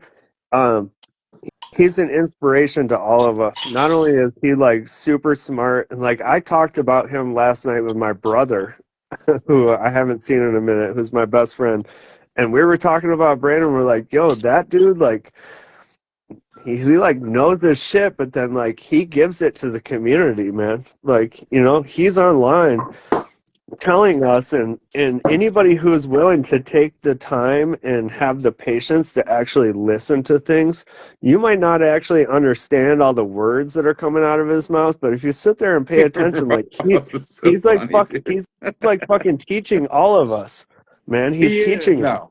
And like, 100%, man. That, most people, they would charge fucking thousands of dollars an hour for what he's just willing to give to us, man. And that comes from a place of love. That comes from a place of, Here's the like thing, you got to think about this dude's life, man. Like he's obviously been through some shit. He's seen some shit. He knows some shit. He's put the effort in, and he's willing to pass that down to us. And I got nothing but the utmost respect for this motherfucker. Hands down, dude. Like, thanks, dude. the fact that you want to teach us and you're willing to learn us for the better good of the plant without asking for money, dude, you're a fucking legend, bro. Well, yeah, That's fact. you have a we company. appreciate you. Yeah, we appreciate you, bro. We'll talk 100%. to man. Earthworks because we do have that's how I make my that's how I pay myself. I don't pay myself a lot, but my company is growing all the time, dude, and we provide support for people who have questions and stuff like that. So we do our best. Dude, you do great. I've loved being I support the fuck out of you. I like that I can fucking send you a text message and you send it right back to me within 15 minutes. Like, yeah, no, you're good to go, dude. You know what I'm saying? The way that you make yourself available to the community is seriously mad mad props to you, bro. I don't know how you do it. Like you literally are this fucking engine thing that just is pumping it out. And you deserve all the respect and all the love from this community, 1,000 fucking percent. I appreciate it. 100%, bro. 100%, man. Hey, babe, I just left you some messages. She's That's awesome. so funny, dude. She makes me I love you, baby. You make me laugh. She's funny. Sorry, I had to say that. But yeah, I just want to. We can finish up with these questions. I want to be able to give him some time as well. We could have all three of you guys however you want, but all the messages from this man are priceless. Yeah, but he's the man. Because I want him to introduce who he is and where he came from, because he did a lot of the breeding with skunk house. So a lot of the genetics, those genetics actually were hunted by him, I believe, right? Yeah. And I think that I would like people to bring some awareness to that, really. But, so super cool. So what I was going to say about Brandon real quick before that. You were talking about mushrooms, back to psychedelics, and I was the same way that you were. I'm sorry. But I was the same way though. I was super because I had done a lot of mushrooms growing up, right? Comes back to it. And I was like, I'm done with that. Everybody's talking about, oh, you got to microdose. And I'm like, no, bro, I'm good. I'm cool. Whatever, And then somebody, people, my friends, right, would always be giving me mushrooms. Fucking, here's a pound. So I had all these pounds, right, in the fridge, right?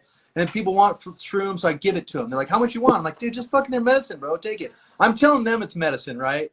But I'm not using it. It's so funny, right? So then one of my buddies wanted a pound, and I'm like, well, I don't have a pound. I'm like, well, let me see if I can find one for you. So I called one of my buddies, and he's all, I'm not calling people around for looking for mushrooms or whatever. He's all, but I have some that I grew that I can give to you. I'm like, okay, cool.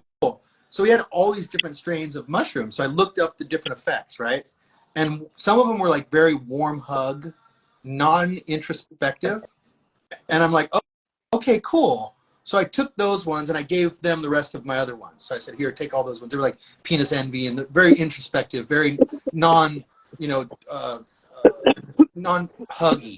Yeah.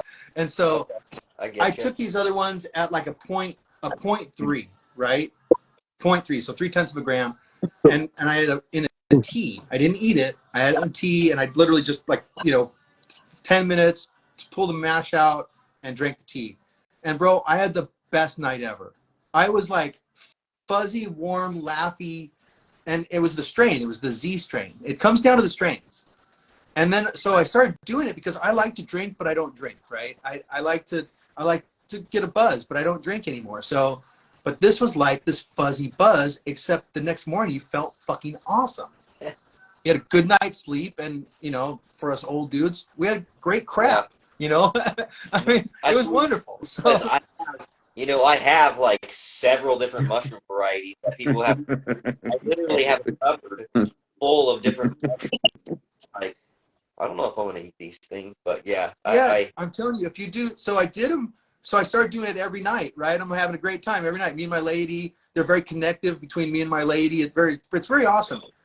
And so after about 10 days, I noticed I'm just like, I'm in a really fucking good mood today.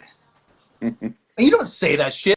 None of us are fucking goofy walking around saying that shit about ourselves. Oh, I'm in a good mood. No. But That's what psychedelics does, though, I'm man. telling That you, is, dude. you know, and it like that is real. working on that mental thing. Shit, I don't even know that's there. I mean, I know it's there, but how the fuck are you supposed to, register, even work with that shit? And this shit, it took away, like, so I used to take like 1,000 milligrams a night to sleep. Like I used to fucking literally take a fucking shit ton of weed to sleep at night. And then I'd wake up fucking paranoid, freaking out, right? But it didn't matter. At least I got some sleep. And so now I don't take anything, and I don't have to be on it all the time. I'll do 2 weeks on and then take a month off, 2 weeks on, and I don't even have, you can do it to where you don't even feel anything. But I'm telling you, man, there's so much benefit in that microdosing that we're scared of because of what we did when we were kids, and we don't want to have any shit to do with that. We don't want to feel that feeling in us anymore, that icky feeling. We don't want any of that. So when you use it in a tea and you do a correct microdose, and then the Yeti strain and the Z's, and there's a couple other ones that are really just happy, warm hug, super creative. Like I was like doing some work, right? I had my tea and I was doing some work, and I'm like, had some Erykah Badu on, right? And I'm like, damn, dude, this sounds really fucking good. And yeah, fucking right, bro. And it was like, holy shit! Like it was just, so this one was musically inclined. So it was the Yeti was very musically inclined, and then visual, very simple visuals, but not introspective. But you have, but at 2.5 to 0.3, right, in that range. It's, you go over and you're tripping, but you have to stay right in that range, and it's fucking awesome. So, anyways, that's what I want to say to you, buddy, because I really the same way that I was before I had that experience. Dude, I really enjoyed like hearing this about microdosing and you being able to pinpoint these different strains and their different effects, right? So like I've been like microdosing LSD. Can I pause you for one sec? I just want to point out that Tommy, whoever you are, that is my girl that I'm talking to. So yeah, go ahead. Sorry. But I've been microdosing like a tenth of a quarter inch by a quarter inch by a quarter inch by a quarter inch for like the last 3 weeks, and there is something about that shit. Like it does fire off shit in your brain, and that's where I feel fucking comfortable. Like I feel like that's where I get shit done. You know what I'm saying? Yep. So I don't know. So there's like levels to these hallucinogenics, and they really are here for us. They're here to like, we walk around in this human skin and shit, but like at the end of the day, we are energy. We are infinite, and we are super fucking powerful, man. And I'm telling you, those, and we've been here for a long fucking time. No, and we really haven't even scratched the surface with the mushrooms. No. We really haven't done any, and I mean the mental, like I used to wake up super stressed out, and I used to be the worst at customer service. Oh, I was the worst. And people will tell you, oh man, you'll find someone deep in there's like, fuck California Seed Bank. I know they are, because I just had I thought that all of the customers were like lying, they're trying to get something free from me. And now on mushrooms, I don't care. I'm just like, I'll look to see if they bought something from me. I'll see what's going on. But now I'm just like, oh, sorry, I'll wake up at 5 a.m, where I used to be all stressed out about the day, like, oh my gosh, I didn't wake up, or whatever. Now I wake up, I'm gonna do some stretching, and then I'm gonna do customer service at 5 in the fucking morning. I'm like, hi, how are you doing? Happy to help you. So sorry that happened. Whatever it is, I'm there to help someone. And it's really changed. Like you said, we're in this human skin. We go about our day and all this stuff, but we have to deal with these mountains that are in front of us that are so easy to get past. And Yeah, they just seem because our bodies view them as mountains, but in reality, your energy, it doesn't view it as a mountain because we sit on the top of those motherfuckers. We sit I'm on telling you. mountains. We've been sitting on them. I'm telling You you, know what I mean? man. Like, and like, those mushrooms, like totally just flattened them out. yeah. And it makes everything very easy and very accessible with your hand. You're like, oh, I can do that. Oh, I can do that. Here, let me take care of everybody. Dude, my fucking customer service now, since mushrooms, is like off the fucking chart. People are, now, beyond that, you'll find people that are like, California Seed Bank's the fucking best. They fucking hook it up. I mean, I don't give a fuck, dude. We just hook them up. Dude, that's just what's up. You know, Hey, so, do we still have Brandon in here? Because there's like this super stoic video of him, or like picture of him right now. Yeah, Like, he's still here, bro. I really do want to get to more questions. He's there. Listen, I know we got sidetracked. I feel like, Sorry. we should get to some more questions. I feel like we should. Yeah. All right, my bad. Sorry about that. Don't No, let this shit happen. we're not really sorry about that. This is us being I know. us. So, You know, No, like people, I know. people want to know what's behind this well, shit. I'll tell you know what's what I mean? And behind so, this. like, Well, listen, tell we you can do a whole nother fucking 3 hours on this shit. Yeah. You know what I mean? I'll tell you what's behind this right here. This is that's powering all of it. Some fucking gassy ass burger, and then we like to smoke. We like to Let smoke them know. hash. Okay. I want them to know who you are, what you did with Skunk House. I really wanted to get into that. I really did because, we're about to do a drop with him this Friday. Today's Wednesday. Most likely Friday we'll do this drop. So, So yeah, man. So I was I've been friends with Skunk Master for years. We were friends on the boards and stuff. Oh, there's John of all trades. What's up, John? And people wanted his seeds and he wasn't selling seeds. I said, hey man, let's sell those seeds. So I started selling. So I said, I have CaliforniaSeedBank.com, and I hadn't told anybody about it at the time. It was just, and he said, no, man. He said, get it up and we'll start selling seeds. So that kind of started almost like our partnership right there. And then after, I made a strain I made a line of seeds for Skunk House. And then he was just like, bro, why don't you just come on, as half the company, because you're already selling the seeds. Now you're making the seeds, and kind of, that's kind of how it happened. And so I really focused on terp strains. It was 2015, 2016. And all we were doing at that time were OGs and like Chemi OG flavors, which were awesome. So I used that as our base to make terp lines. And so I made all like the lemon, lime, orange, apricot stuff. And it's like a lot of, it was stuff to make hash with, to make terps with, that weren't just gas. And so I used a lot of my relationships and friendships and stuff that gave me strains to breed with. Capulator is the one that gave me the orange apricot with Kosher Kush, and we used that to make the lemon lime orange apricot line with our Larry OG F7 and the Chem 4. So it was just like I still wanted super terps, but I wanted power, so that Chem 4 OG mixture into the terps is going to get you some knockout, So that's about like kind of where I started, and then I just started doing other strains. Started making kind of. I did another line of so we made the lemon lime orange apricot off a line that I made. You're doing a ton of lines over there, bro. What's that? Nothing. What? I'm just fucking with you. Oh. Sorry. Oh, no worries. Oh, bro.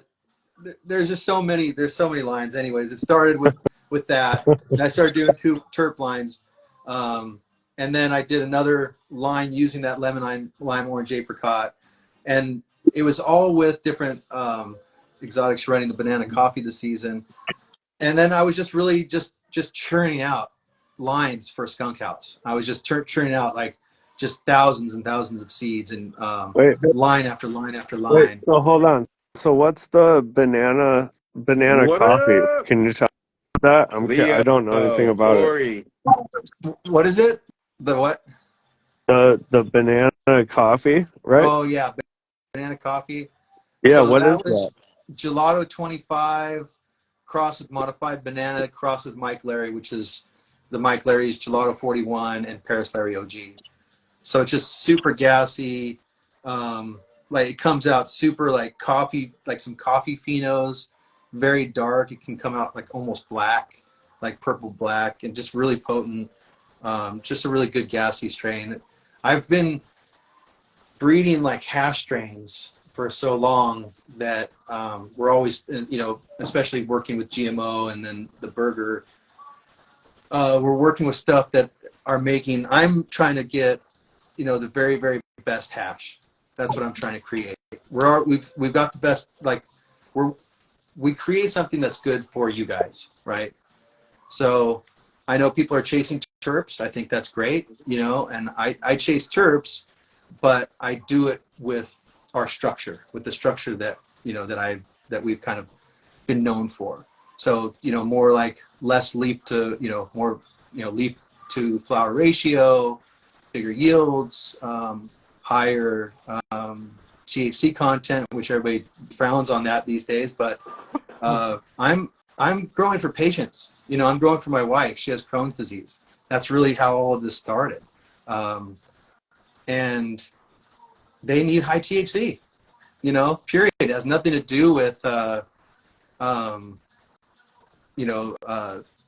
to breed for, stores or selling, anything like that. I'm breeding to make people better. I'm breeding for people with pain, that have sleep, problems, stuff like that. So it ends up having these profiles. So that's what I've been doing. So then lately I've been doing the double burger lines. That was really my one of my favorite lines that I did recently, and it was just like a hash overlord. Everything that double burger touched was like insane hash, and all 30 percenters, and like the lowest thing I've seen yet is like 3%. And what That's the are low. they? Do you know what they're washing at? Because you got, I mean, he works a lot. Well, he's had some GMO, obviously the garlic, the garlic stuff still, and he's doing basically, he's been doing it a little while now, well, a while. And I'm just curious what the numbers are. If you know the numbers on some of these washers, I'm curious. I hear some really crazy numbers. The numbers I've seen is in the 7 and 8%, and I hear people telling me, I don't even like to say the numbers. They tell me tens, things like that. So I would like to see it myself. I haven't seen it, but those. So the Papa Burger was one I just made recently, and What are this you strain was. seeing? What are you seeing? I'm I see curious. 7 and 8s. I see 7 8s. Like, And that's off the GMO. that's from my burger strains. So I have a off of one of my double burger crosses. I have one that hits 7-8% regularly. So that's like what I'm smoking on right now. And then and I let it go a little bit longer too. So there's that. Some people don't allow themselves to go longer. They have restrictions. They have to pull down earlier. I'm growing specifically for my wife. Really truly. So I don't really sell any hash. All I do is sell seeds. I don't sell weed. I don't sell buds. I don't sell anything like that. I just sell seeds. So I don't mind going. Like I think the last one I took to like 80 days. I think so. I didn't have to, and it was done at probably 65. But I just went that extra 2 weeks to make it like absolutely devastating. So you don't wash any of your pheno hunt, or you don't what do you do with all that? I mean, if you're looking through a ton of shit, you got stuff. We smoke it. Right on. I literally am smoking on hash that I made 3 years ago. Right now, like this hash that I just showed you, that's from 3 years ago. So I do not sell it. You literally are the weed man. That's not the weed man. So you have the next 10 years covered already. Yeah. We're good with hash. Yes. And then I work with all the different hash, a couple different hash companies. So we're doing they do a lot of my numbers. So they have like all of my numbers, you know, all these different phenos. Hold on one second. This is so interesting. All right, I'm back. Where, So that's what hey, we're. where are you from? What's your name? Sorry. That's okay. I'm Respect, or Brett. They call me Brett. They call me Respect. Brett. My name's Brett. All right. And I'm from Huntington Beach, California. Word. Respect. What's up? What's up? Let's Yeah. go. Yeah, let's go. I just wanted to get this right. Sorry. No worries. Yeah. Waffle, a double burger. That's funny. Hold on. Do we smoke on this show? Is that what we do? I don't know. Yeah, you can smoke away, bro. Let's go. All right, Let's do go. this. Yeah, aficionado. What's up, homie? Orange fucking County Bear. What's up? Yeah. I mean, we still have questions for Brandon here. I don't know if Brandon's still here and can hear us. Yeah, I'm still here. I'm Should we? chilling. Do you want to go through any more of these questions? Yeah, that's fine. I already answered the question on the books. One of the books I recommend is Principles and Applications of Soil Microbiology. That's a really great book. Also, Botany for Gardeners is a really easy book for people to understand. So you get all the base concepts down for botany. I'm curious. Yeah, I'm curious what you guys think about this. I mean, it's a good question. Living Yeah, Bud Life. What do you think about light spectrum tuning? I think that you could probably create some pretty cool recipes. It would be really interesting to map out what the spectrum looks like over the course of, let's say, a summer day, and what it looks like throughout the year, what the whole season, map out seasons and what those light spectrums look like, and then maybe kind of tune in that manner. But I don't know. I mean, it's cool. It's a really cool concept. I think that some people are going to start doing some really cool stuff with it, I'm sure. I mean, if you give someone the ability to play around with something, people are going to start playing around with it, and you're going to start seeing stuff happen, This is another one. So on lighting. What do you think of UVC for pest control? It's a hard sell for me, man. I thought the same thing. I'm curious. Okay. Yeah. It's a hard sell. It's So- a hard sell for me. Like, I don't know, man. I don't know if it's gonna. Brandon, can I ask you a super uncomfortable question? I'm gonna have to. No, no. Go ahead. I'm just like, No. Like, wait. I want to see what Leo said. you Wait, know, we've like, used UVC after harvest to disinfect true room. Those wavelengths or prolonged exposure is gnarly on plant Yeah. tissues. There you go. Yeah. Okay. I mean, I think Brandon would want to be asked this question, and I just don't. Maybe if you don't have to answer it, but Man, just spit you know. it out already, bro. Let's go. No, So no, because because I don't know this shit. Like, so there's like the organics alive, and then there's your shit, and from my experience, when I give them your shit, like the plants react, like I can see them, you know what I mean? But like when I use the other shit, like I see other effects, but I don't see it in like a short term period, and so it makes me wonder if it actually works or not. And I'm wondering if I can run this stuff through blue mats and shit. So the you can run through like drip lines, emitters, and stuff like that, but I've never used it with a blue mat, like a soaking system. Okay. I don't know if I could. As far as organics alive, I am not too familiar. I don't think I've ever run their line, so I can't really speak on it. Yeah. I also don't know what their nutritional levels look like either, because again, I haven't used their product. I do know that typically most other organic products have usually lower NPK values. They'll usually have maybe like 4% nitrogen, 2% phosphorus, 6%. Yeah. Something like that. Yeah, for sure. Well, our products have a higher amount, and then it's also all available. Like our stuff isn't salt based, so no precipitation reactions at all. Or it's all attached to organic fulvic acid molecules. So, but yeah, that's the thing that caught my attention is how immediately they responded, and I Dude, was they like, respond so quick. It's crazy. well, I was convinced that it wasn't organic. I was like, there's no fucking way. And so I started talking to the guy that initially gave it to me. And he's like, I'm just going to introduce you to Dr. George. You can talk to him. And after learning about it, it's a manufactured product. Like, you have to make it. You have to, like, crush up the lignite. It has to be, solubilized to extract the humic and fulvic acid. But at the end, you end up with organic molecules that basically become a constituent of the soil organic matter profile of that media, and as opposed to like a conventional fertilizer, which you have to constantly use and it leaches out and it can cause environmental damage. The stuff that we have just doesn't do that.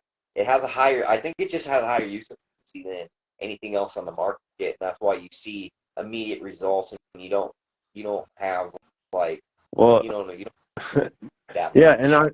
and on top of it, to like kind of touch on what you're talking about right now is like, for nutrient companies, they want to tell you that you need to use it every other day, but like you're telling us we only need it every other week.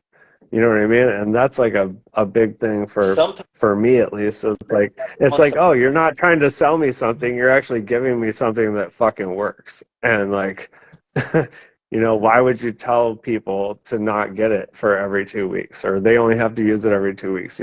It's because it's legit, man. I mean, it's crazy, dude. Like, you so could if I I just did got like, told you guys to use it all the time, what would end up happening is you guys would see and you right. can't much. Yeah, I don't know. You killed it, man. Like, I just got the microbes, the K humate, and the N humate, and dude, like, and then I gave them some calcium, and like, I don't know, my plants are happy as fuck, and I'm in a new place in new rooms that really just, I don't know, like, the plants are happy. Like, as soon as I gave them that shit, man, it was nuts. I mean, I just got the package like 3 days ago, and I fed them with it, and like, literally came in the next day, and everybody is just happy as fuck. Yeah, You know? it's the cool thing about the product that George developed is that once people try it, they're like, and they see how effective it is. They, it. And again, it's so easy, dude. Like I have this 4x4 tent, and I was talking to some other growers. There's some people that are only doing 4x4. Some people are doing rooms. Some people are doing commercial facilities. But he's doing a 4x4 tent. He bought the whole package. The 3 humates, the calcium, and the microbes. And he's like, dude, this is gonna last me 3 runs. And it's like, yeah, dude, that's what's up. When you're only spending $33 or something like that, or $40 on an entire run, it's not too bad. I would like to have more than 4 people in here. All right. Trust me. So I would. check this out. So I'm going to bounce out. I appreciate and love you guys. Thank you so much for your time and letting me communicate with you. I really appreciate all of your guys' efforts in life, and like I feel like you really stand for something like super badass and something that I also believe in. So thank you. But I'm going to get out of the way, and I think Leo wants to come in here. So you guys have a No, fucking good night. he said he's too high. The edibles Tori fed him. He's too high. He Oh, said no. whatever. I'm high as fuck too. Yeah, I'm pretty stoned right now too. I also chat So I'm too. gonna bounce out of here and let somebody else get in here. Here, let's get higher. Thank you guys for having me. I appreciate you. All right, man. I appreciate you too, brother. Later. All right. Hey, peace. All right. Well, you can come in if you want, man. You come in if you want, but The if question. not, I get it. If you're too, it's cool, bro. It's all good. So But you can come in if you want to come in. the question is, how do I feel about chlorine dioxide as a foliar spray? My response is, one, I've never used it, and then 2, the only things that I do spray is I'll do my IPM, typically Sulfoil X or the horticultural oil, through veg and through the second week of flower. And then the only other thing that I'm usually spraying is Epsom salt, because dude, it's just an easy way to get magnesium into the plant, and they love it. They just love it. You know, hitting them with Epsom salt twice a week as a spray. I'm telling you, pro tip, dude. It's probably one of the easiest. I'm writing it. I'm writing the shit down. Yeah, there. I remember that. I remember that as old school shit, but somehow it's like off the thing, and I mean that needs to be added back in. It's so cheap and so effective. Yeah. So here's the question. It says, what stage should you be giving gypsum? So here's the thing. You need calcium throughout the whole entire cycle. The amount of calcium that I like to give them a lot of calcium in veg. I like to try to front load as much calcium as possible. I like to get them set up for a really, really healthy flowering. And so in veg, I'm really hitting with, you know, the nitrogen and calcium. That's kind of what I'm like loading up on the most of. And then when I flip, I like to you know, give them a little bit more when they're flowering. How often would you use the Calcil in conjunction with using the Nutria pots? So dude, I'm pretty liberal when it comes to the calcium silica because it doesn't have like crazy solubility like a salt-based nutrient does, and so it'll stay in the media and as calcium, what's not solubilized. And I'm using it frequently. You know, I'll add it in. Dude, I use it probably once a week, and I mean, my recommendations are only once every other week, but I love the stuff, man. It's just such an easy way to get calcium, a little bit of magnesium, a little bit of extra iron. I figured I'd send you an invite to see if you came in, bro. I figured That was like, this fucking guy. I mean, you could just ask him. I see you saying stuff in the comments. You might as well say it to him. Yeah, no, it's cool. I love what Russ Brandon's doing. What's up, Brandon? What's up? When you gonna drop a microbial There consortium, you bro? go. That's what I'm saying, bro. Who's talking right now? This is Leo. Aficionado. From Aficionado. Leo. Oh, I don't see him in the. I don't actually see. He doesn't come up on my screen. Yeah, I'm right here. I'm just fucking extra He's Asian just- today. He's just chilling, bro. He's just From the edibles, bro. he's just Can barely see. chilling. Like Mr. Magoo. Oh yeah. So you guys know each other, right? Leo, Yeah. Brandon. I assume you guys. We've never met. I don't know. I don't think we've met in person. It's crazy because he's from San Diego too, and so that's where I'm from. All my family's from, so it's crazy. I was born at Sharp Memorial Hospital. No way. You're from East County though, right? Yeah. So, well, you know, I was in foster care, so I moved all over when I was younger. But yeah, I'm from El Cajon Lakeside area. That's where Yeah, that's what's up. I grew up as a little kid, and then I moved back there when I was an adult. Awesome, bro. And that's cool to see a bunch of people from SoCal getting I after love it. San Diego. Like you got your fucking nutrient line and Organics Alive, homie. He's from San Diego too, so it's kind of crazy. It's like this microcosm of like really good talent. It's pretty cool. And he's from Huntington Beach. Yeah, all you guys. Yeah. Well, Huntington Beach. See, You know? you know, here's the thing. The Southern California, I mean, our scene in San Diego, we had a lot of really talented cultivators, and I feel like some of the best weed in the you know, in my experience, came from all the indoor ops in SoCal. Bro, that is You know? the truth. Because we didn't have, there was more production up north in Northern California because people could get away with growing outdoors, but man, it was hard as fuck to grow outdoors in San Diego on any scale, other than maybe a couple plants in your backyard. Yeah, no, everybody grew. See, that's how. So, I grew from, you know, just being a kid. We'd always find a closet, right? That's what we would do, is find a closet, or like some little spot outside, like in the corner of the yard. Someone's parent would allow us to grow a little weed or something, right?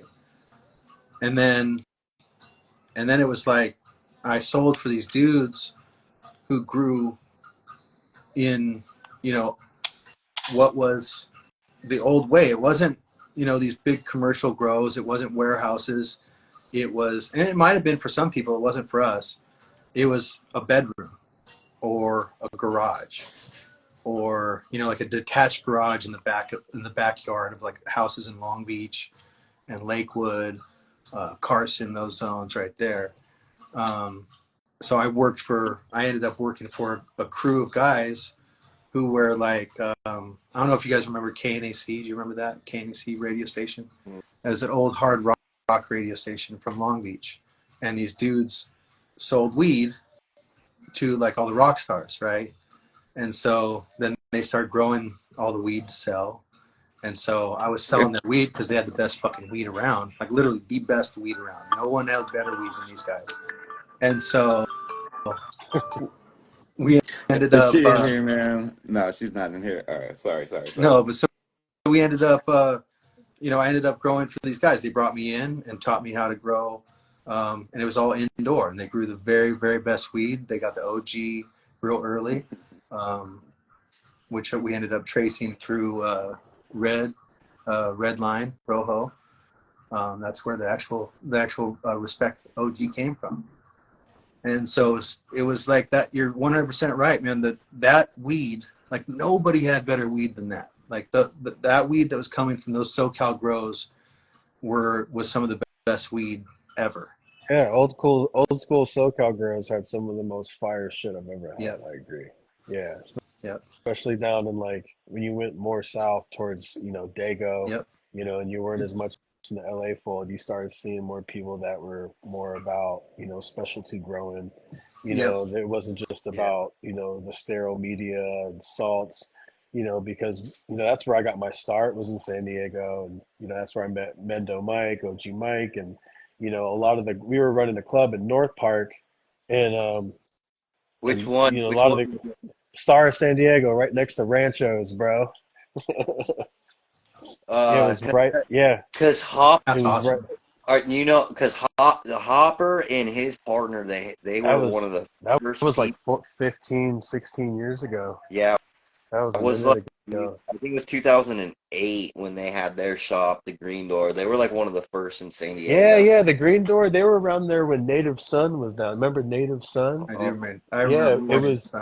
Yeah, it was owned by an old deadhead who was good friends with Mike, and a lot of when they got shut down by the sheriff, bro. A lot of his vendors came to us.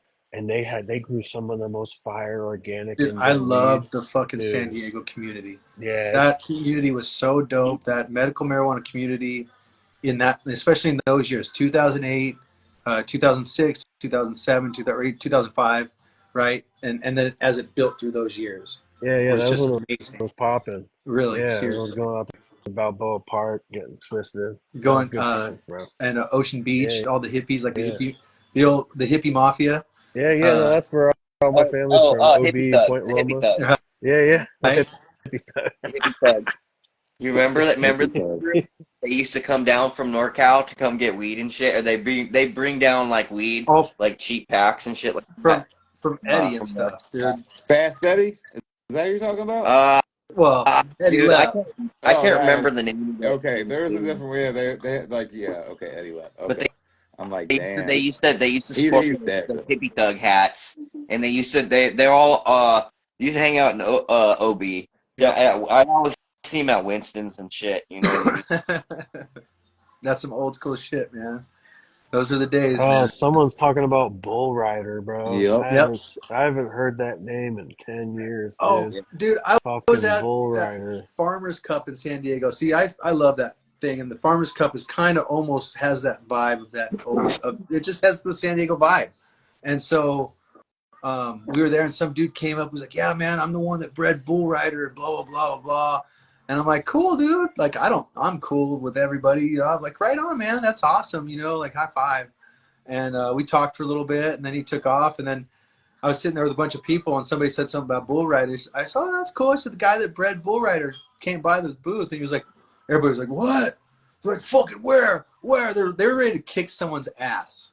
I'm not even joking. San Diego nutted up like, raw. Like, we're gonna fuck this guy up. Like, I'm like, well, I don't know. I'm like, and they're like, he did not fucking breed it. That guy passed away fucking years ago. And blah. They said his name. I couldn't remember his name. He's But got a bull rider cut. I can give you the story on the Dude, bull did you rider. So bring it back from Dago, Brandon?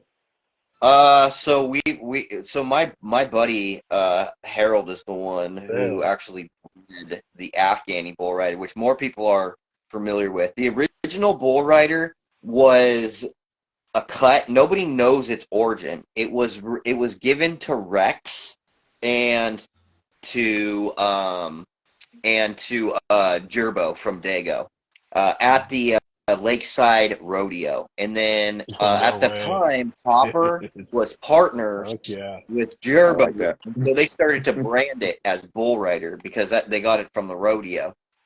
And so this was in the '90s, right? Dirty Harry, the dude that taught me how to grow, he had the Bull Rider in 2001, and he crossed it with the Afghan. And from 2001 all the way until about 2012, our whole crew was pumping out a ton of Afghani Bull Rider. And so more people are actually familiar with the Afghani Bull Rider.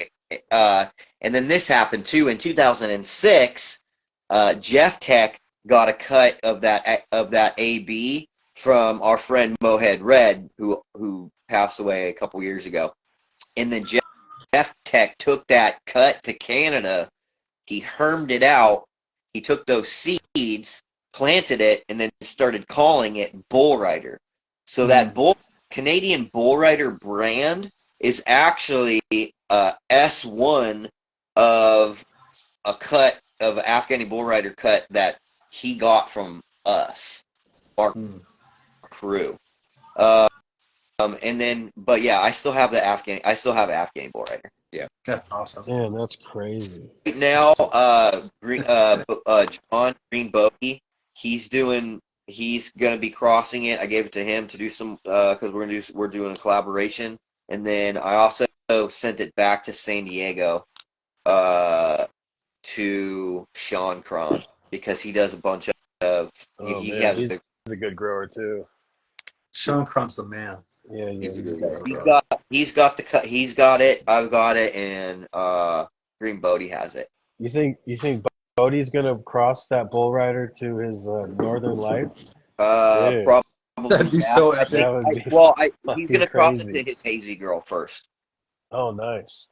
So it'll be interesting. And here's the thing. So the Afghani Bull Rider, it's got a unique profile to it. It's kind of fruity, but it's really, really musky and kind of like it's like acrid, like has an acrid fruitiness to it. And it kind of has that like a citrusy profile a little bit as well, but it's not like Jack Herrera like Trainwreck. It's just a different type of like funky fruity, and it tastes like you're smoking hash when you smoke it. I love that. Yeah, Brandon, your Trainwreck cross looks crazy.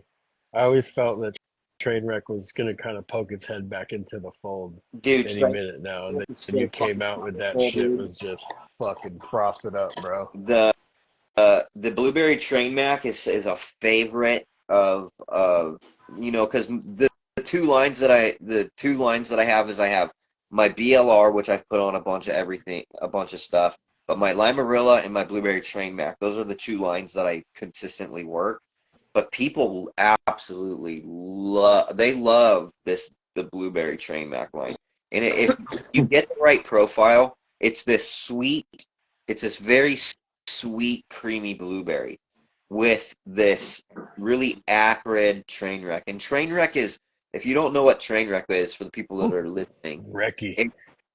It's very acrid, bro. And it to me almost smells like skunk. Like it has this sweet acrid, and it's not like pine, and it's not lemon, it's not citrus, but it has components of those flavors without being those flavors, if that makes sense. Yeah, it's an insulting ass smell.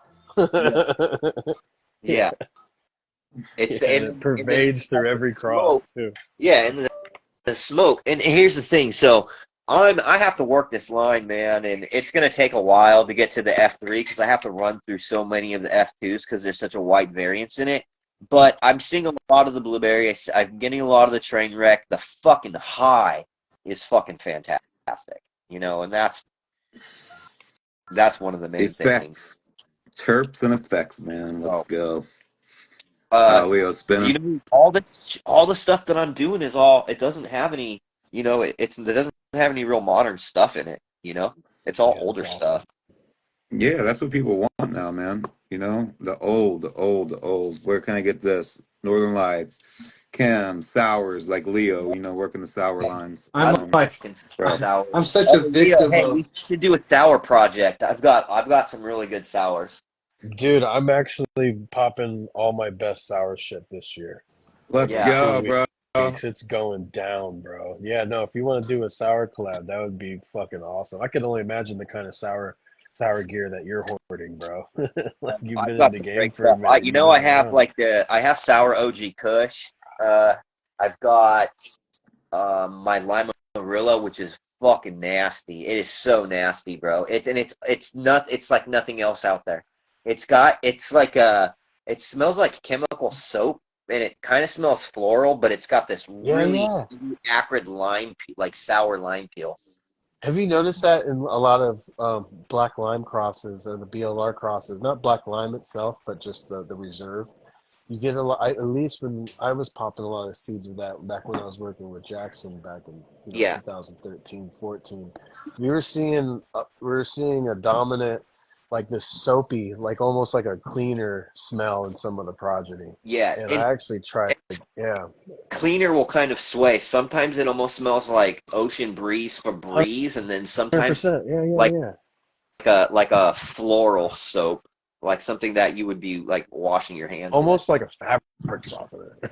Yeah, yeah. Yeah. I actually just harvested some this evening. I just harvested some. Fuck, I could grab it out of this closet.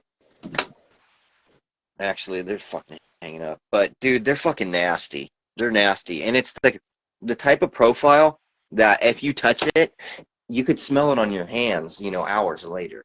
Oh yeah. Yeah. Oh, so this is wet. Is it got more of like a wet, lotiony feel or more of that Yeah, tacky, it sticky really, feel? yeah. It's just you can't really wash. It doesn't make really good hash unless you're doing hydrocarbon. Um, Yep, exactly. Or it just like sticks to the bag. You're like, fuck, I just wasted time. it's too wet. Yeah. It's too Yeah. Oh, super sick.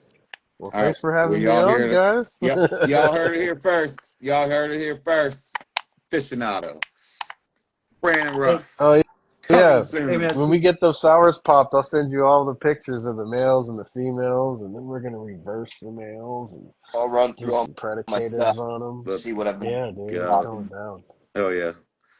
All right. I appreciate you jumping on, Leo. right on, Much Leo. love, guys. I'm All gonna right, you I'm guys gonna have a Love you, good go brother. one, man. head Much out. respect, Russ Brandon. A big fan of the Humates. Can't wait to give it a try.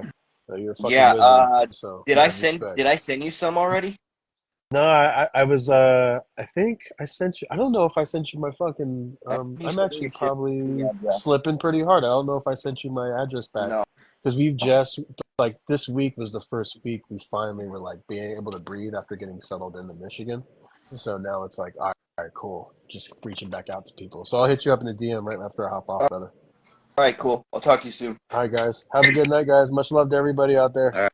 Peace. Much love, brother. All right, brother. All right, Cali Seabank. Be I'm easy. coming up to Enjoy. Michigan soon, bro. I'm coming to Michigan soon. Oh, I'm gonna give you hugs and kisses. Oh You yeah, already man. know, bro. Good It's old coming, man. man, boy love. It's coming, Dark bro. Star aficionado. Oh yeah. All right, brother. Can't wait to fucking see you, brother. Can't All wait to right. see you when you get up here. Give me a big You hug. got it, brother. All right, All buddy. right. I'm gonna also hop out of here. But we have cool blog posts. I think Unknown Clones in here. He's the dude for artwork and flyers and graphic design stuff. Big shout out to him, dude. That's my boy. I will say this real quick, Unknown Clone. I'm almost starting to look around a little bit for someone to do some of my artwork. So I'll hit up Brandon if I forget your name. Hit him up, dude. Yeah, he's super legit, man. He's helped so much on the Bokashi Earthworks stuff. So, all right, good to know. Uh, All right, hell yeah. Appreciate everybody for tuning in, and Right on, Brandon. I'll see y'all. Yeah, I appreciate you, brother. We'll do this again soon. We'll definitely do it again soon. Bye. All right, peace. Right on, And man. yeah, our time sort of got put in with everybody else's time. I No feel like worries. I really feel like you and I should revisit this like next week and have a full hour with just you and I. Let's do it, man. You know, I feel it's necessary. I didn't expect. Hey, this is what happens sometimes, though. Hey, it was We have super everybody come cool, through. bro. To sit You here know, and listen to Brandon, like that was so cool, bro. That guy is so knowledgeable. I mean, I'm sorry, like I'm, I make seeds and I do it for a reason of, and I grow and I'm a caregiver. I've been doing this for the passion because I love it. I've been smoking since I was a kid, since the '80s, and but that guy, like I know how to grow weed and I know how to not fail. And that guy knows he how to is do. That he guy knows everything. Like exactly. He's the scientific like he straight up. no bros, none of the bullshit, none of the bullshit. Like if you have a question, and that's why I love to have him come on, because there's not really too many places where I don't give a shit. There's not too many people. I shouldn't even say places. There's not too many human beings out there that know the plant and like the scientific workings of it well enough to be able to literally answer almost 99.9% of any question y'all have. And that's why I love to have him come on. Yep. Like, we do breeder night, breeder talk like that. That right there, I feel like is a big part of it to be able to bring that education and, people that have questions, man, he can answer them. I One, love having him come on. yeah. So that And was then awesome to be part of that. absolutely, bro. And having Leo jump on. Yeah. Leo is, just a wonderful and a beautiful human being, man. He really is. Yeah. He's a really good human being. Fresh Coast, that was a surprise. I didn't expect him to jump through. Um, this is what happens on Wednesday nights, man. You never know who's gonna show up, y'all. Yeah, for You sure. never know who's gonna show up, Yeah, for sure. So So right on, man. Well, let's do that. Let's plan for next week and let's okay. do it. Let's do it. Yeah. And I'll let you guys know we do have his drop, a little plug, yeah. His drop, I'll probably put on the site on Friday. I'll put up a post about it. Maybe we wait, maybe we don't. I'll decide, whether the artwork's done Well, I'll tell in you what. time or not. We'll even do you ever do giveaways on here? Oh, I do, man. And I know there's a bunch of people out there that are like, what the fuck? You guys, you had me put my name on a thing and repost and everything, and I have a wheel made up. Maybe trying to So think of the best way to do it. Like I want people to win stuff. Do you want to spin this wheel? We'll see if they're in here. Or do you want to wait till next time? oh, we can wait. Just wait. Wait and do it for next week, and Okay. we'll do. We'll do some giveaways. I'll give away some packs and Okay, have perfect. fun. You have a great group of people. So Yeah, we do. We have a really good, a good crowd, really positive, and most of these guys are here every Wednesday night. So if you guys are new in here, I do this every Wednesday night. We do it with different breeders, educators. We're going to try to have some light companies come on and nutrient companies beside, Brandon. I mean, Brandon will always be like a part of this because I love to have him on. This wheel that you guys did, I promise you, I'll go live sometime tomorrow night, and we'll make use of this wheel. I don't want anybody to feel like slighted in any way. no, This is what happens on Wednesday nights and sometimes. hey, if you want to do it right now, we can do it. I'll throw up a pack right now, man. Let's do it. You want to do? I mean, yeah, just so that, I mean, there's 75 people in here. There's a lot of people. That's enough. Let's do yeah. it. Fuck it. The only thing is this wheel was made up off the post, and I feel like I see a lot of people Oh, that probably aren't on it. and they'd be bummed. So Yeah. yeah, I'm thinking maybe I put a post up tomorrow, and maybe Yeah. maybe we jump on tomorrow night for fucking an Yeah. hour. What are you doing tomorrow night? Um, I might have some time. The only thing that I got going on is my daughter's birthday's coming up this Okay. weekend. So I'm getting ready for her party. I'm doing all this stuff. But I think I could do it. I might be able to do it. Yeah. So All right. Okay. We'll do it tomorrow. We will come back tomorrow yeah, night for a little bit of time. I'll put up a I'll post. jump on no matter what for at least some amount of time and do it for sure. All right, cool. Then I'll use this wheel.